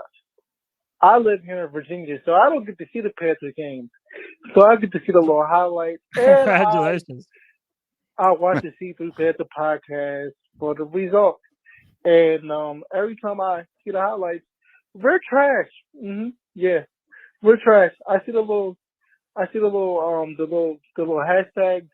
We're fed up. Listen, yeah, somebody needs to get fired. You know, this is getting ridiculous. If I said this last year, I said this last week, not last year. Although I did say we were gonna be trash last year. You know what I mean? I said this last week. If I'm Bryce Young, I'm asking to sit down for the rest of the year. I'm not about to get myself killed out here. Yeah. For nothing. Take me For out. nothing. Frank, he aged 10 years in one season. Sit Bryce Young down, get Andy Dalton. You know, let's just start all over. The rebuild. I guess I could say trust the process, but I can't trust the process because I don't even know what direction the process is going. So, hey. I know. What's the hashtag? We fred up. Yeah. And, trust the we process, are fred I guess. up. Keep pounding. We are Keep fred pounding. up. We are fred up, and that's a play on Fred McGee who tweeted something. So I said we are Fred, and then someone put we are Fred up, which I love, which I want to get rolling. And no, but I wonder how many people are going to see it and they'll be like, "Oh, he misspelled Fed." Yeah. Josh Klein from the Roaring Riot tweeted 27 minutes ago, probably going to hold off on the Riot Report newsletter until late in the morning. The question being is they generally put out a newsletter the following morning early to hit the email boxes of all of the Roaring Riot members. That kind of, I guess, gives game recap, and that's the way they're putting their analysis out more so than even their website podcast anymore. I feel like, I wonder if that indicates that he's holding off to see, because he thinks some changes are coming. Possible. Yeah. Hey, let's do this on the count of 3. And this goes for everyone in the chat too. Simply yes or no. Do you think somebody will be fired by this time tomorrow? And we're going to answer on the count of 3. Okay. 1, 2, 3. No. Oh, really? We all went. I thought I was going to be the oddball. I think for the reasons we've said about who do you replace them with and everything else, I don't think that anybody's gonna be fired. Look, once again, I'm not advocating for Frank Reich. I didn't want Frank Reich, but I still think that saying that he's the failure of this part is giving him too short of a leash, because he's going through the same problems of everybody else on the team that we're defending. Oh, he will be fired, Greg. It's just not. He will be, but I think it's just too short of a leash. GM that gets the axe at some point. But I don't know. People are going to continue to say, oh, this is a lot like after the 49ers, where the 49ers took over the stadium last year. But they ran away with it early, didn't they? Like, I felt like that felt. I mean, yeah, we never felt like we were in this game either. But no, Greg, I feel the same way. As people like, oh, it's only a 1-score possession game at one point. It's like that one possession felt like me trying to sink a 60-yard putt. At that point, we had scored 3 touchdowns, and I think the last 54 drives we've had, at no point did I feel comfortable saying that we were going to make a comeback. Yeah. A lot of people in the chat room also answered no. So and listen, I kind of feel like it's a foregone conclusion. We know people are going to get fired. Yeah. Right. We know that is inevitable. It's just a matter now of when it happens. And that's why I'm asking, like, do we think that this is going to happen like tomorrow morning or tomorrow night? Like, what is the final straw? Are they going to give him the rest of the season, or is something going to happen tomorrow? And I feel like a lot of Panther fans are answering no, because they want us to fire him so bad, but the Panthers don't ever do anything that the fans want them to do. Right. So yeah, everybody's Mr. Stratz, I think you got us confused a hair. He said, "How would you all feel if no one gets fired?" Oh, is he? Oh, no, maybe he's not getting. Okay, never mind. Sorry. Mr. Strats, thank you for the $5. First of all, he says, how would you all feel if no one gets fired and we start the next season like that? I'd feel like it's the Carolina Panthers move, to be honest with you. It sounds par for the course. Yeah. To be really honest. No, Yeah, I wouldn't. It does. I would say this is, I think in some way I can understand us bringing in a GM and him saying, I want a full year to figure out how I want to attack this entirely.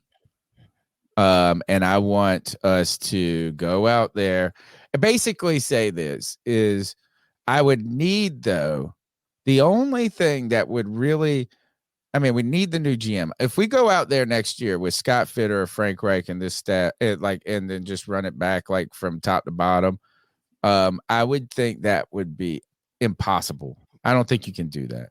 I just don't know. Like, I don't see that. But what I could see a wise move in the background, even though it's harder for me to say this each week, is if I was a GM, I could see a world where I say this, look, we're firing Frank Reich. Don't worry. But it's just going to be, let's wait till the end of this season. Yeah, I think that's more likely. And then we're going to figure out more about Bryce in this season. And we're going to have more opportunities to start prepping the garden to plant the seeds for the next coach. I like that. But I don't think, but it would have to be that upfront. It would have to be to the point of where you say this is, it's not, if we're in the playoff hunt, we still firing Frank, right? Like, we are firing him if he goes 10-6. Yeah. Almost like that's what it would be. Will Horsley, thank you. Another angel investor of the podcast with a great gift. Gifted 10 C3 Panthers podcast membership. A C3 super fan is a way for you. Yep. C3 super fan for just $1.99 a month. You can support the podcast. You've seen a lot of people be over or very generous. Well, I want to say, we thank you. I'm appreciative of it, but they're more generous than I ever expected people to be in the super chats. Also, smash the thumbs up button, subscribe. But your real generosity comes with your time, your attention. As we continue to work through this, we got 7 more games where we're going to need your help. I'm telling you this is we're going to be here, and it's hard for me to get excited, but I tell you, not excited. Yeah. But look, it's not hard for me to do the podcast when we got such great people in the chat and listeners. So shout out to Will, who says best podcast out there. Love y'all and try your best to keep pounding. Go ahead, Greg. Before we move on, quick question that I have, and there may be people in the chat that have the same question because I'm very, very computer illiterate with certain things. When somebody gives 10 memberships, does that mean they are becoming a member for 10 months? Or they're giving 10 other people a membership? Okay. Yeah, 10 other people. I think it randomly selects 10 people in the chat right now who are not members and makes them members. Wow, so they get the benefits of the emojis. They get the benefits of any early content we would put out. They get the benefits of being in the Mega Mingo drawing, which we're going to have to read. We're going to have to find out like what the, like a bad version of bingo is. Like a negative Mingo version. Oh, that's a great idea, Tone. Dude, we would hit that so fast, bro. Oh, okay. We need to do that. Oh, all right. That's what we'll start lining that up. Guys, the chat can help us. We're gonna make a bad bingo card for the Panthers. Bad bingo card. So it'd be like pick six. Like fumble. pick six. Yeah. Stuff like that. Dude, we'll probably hit that before we hit the Mingo card. And we've had the Mingo card. No, we hit the Mingo card. We hit it. Okay. We gave it away because guess what got it? Not a Mingo touchdown. Special teams touchdown. That's right. That punt return. All right. And the chat room likes it. They want it. All right. We're doing it. We're doing it. Last call of the night. Yeah.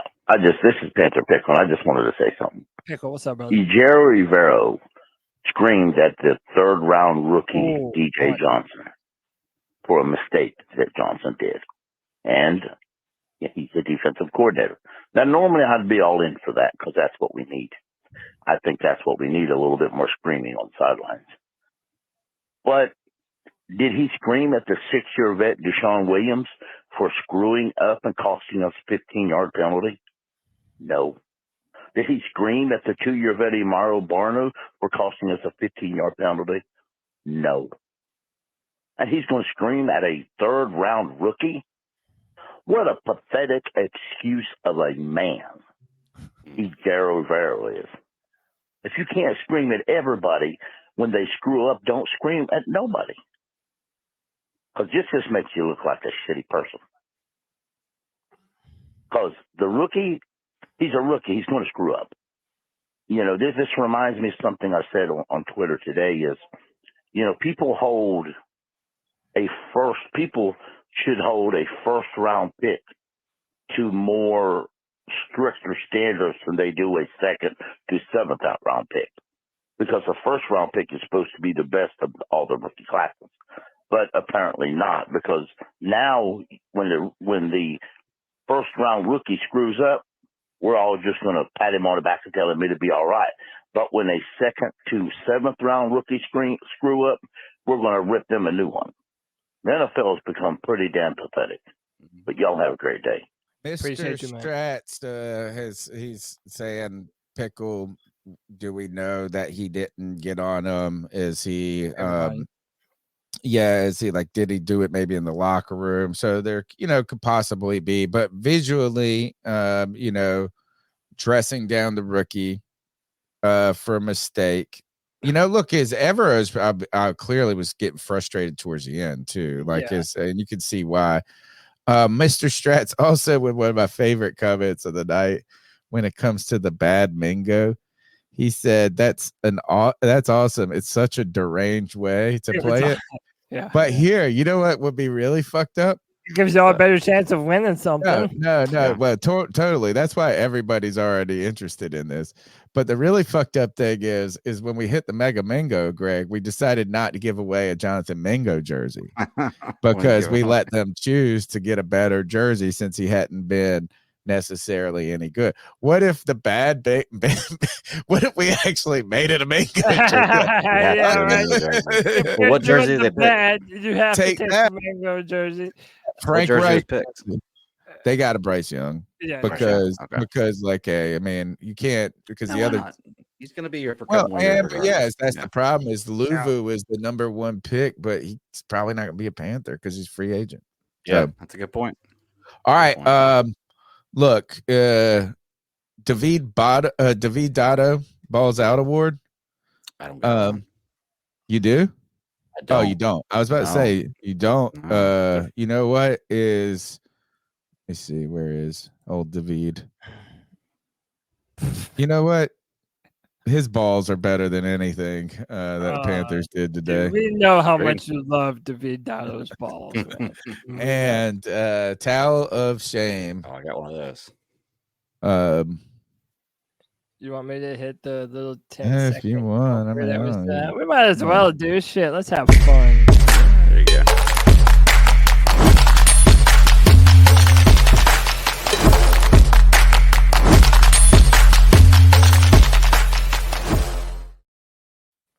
This is the point where we give the towel of shame. You know, I feel bad even having anything negative ever associated with this podcast and Cam after last 6 years of this. You know what I'm saying? It's because Cam.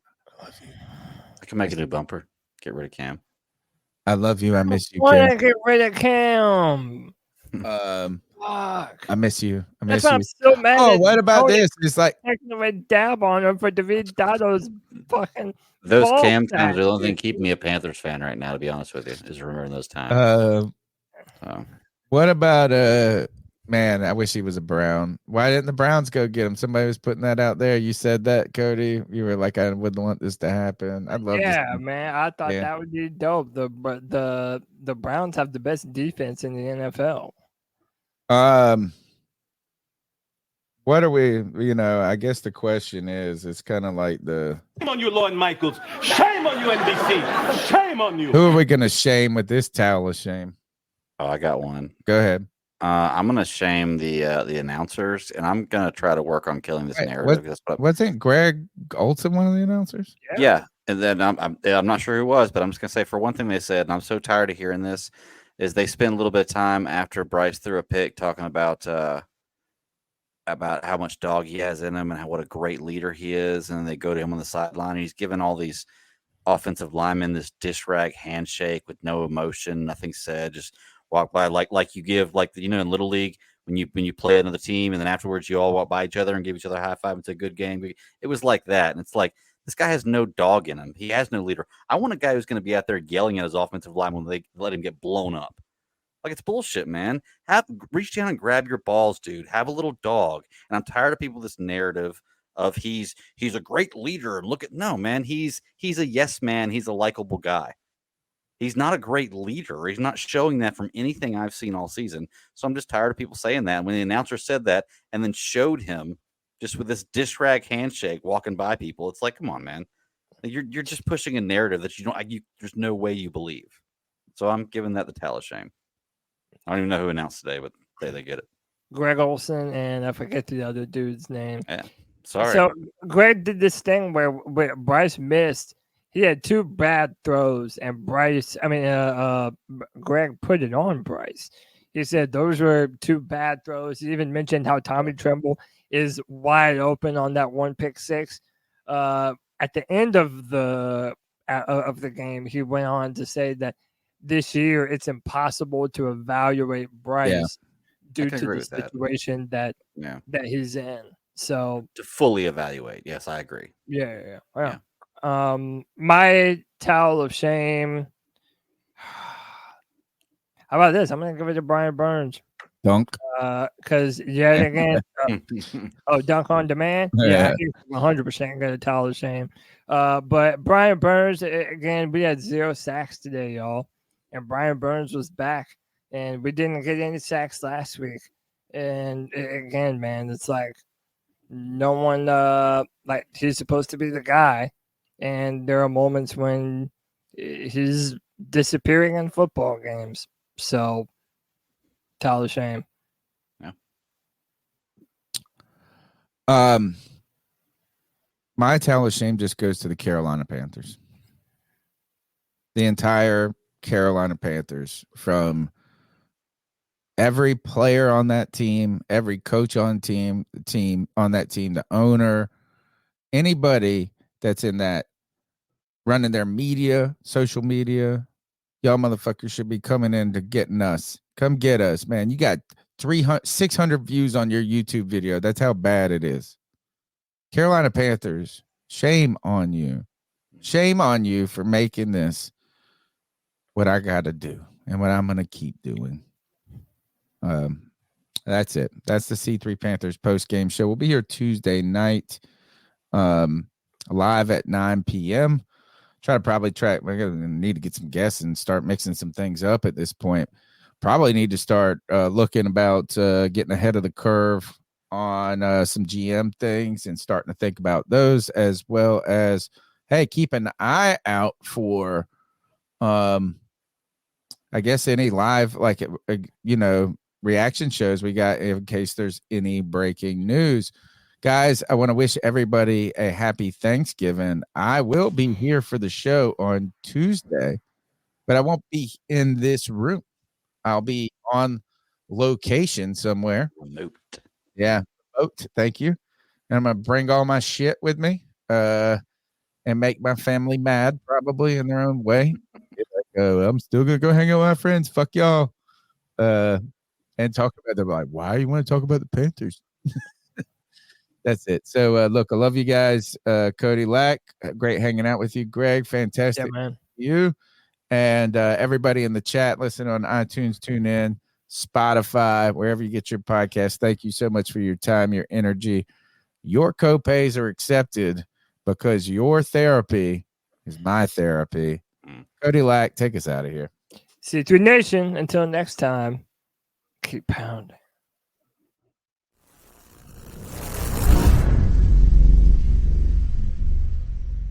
Looking for a fun way to win up to 25 times your money this basketball season? Test your skills on PrizePicks, the most exciting way to play daily fantasy sports. Just select 2 or more players, pick more or less on their projected stats, and place your entry. You could turn $10 into $250. Right now, PrizePicks will match your first deposit up to $100. Just visit PrizePicks.com/fan and use code FAN. That's code FAN at PrizePicks.com/fan. Must be present in certain states. Visit PrizePicks.com for restrictions and details.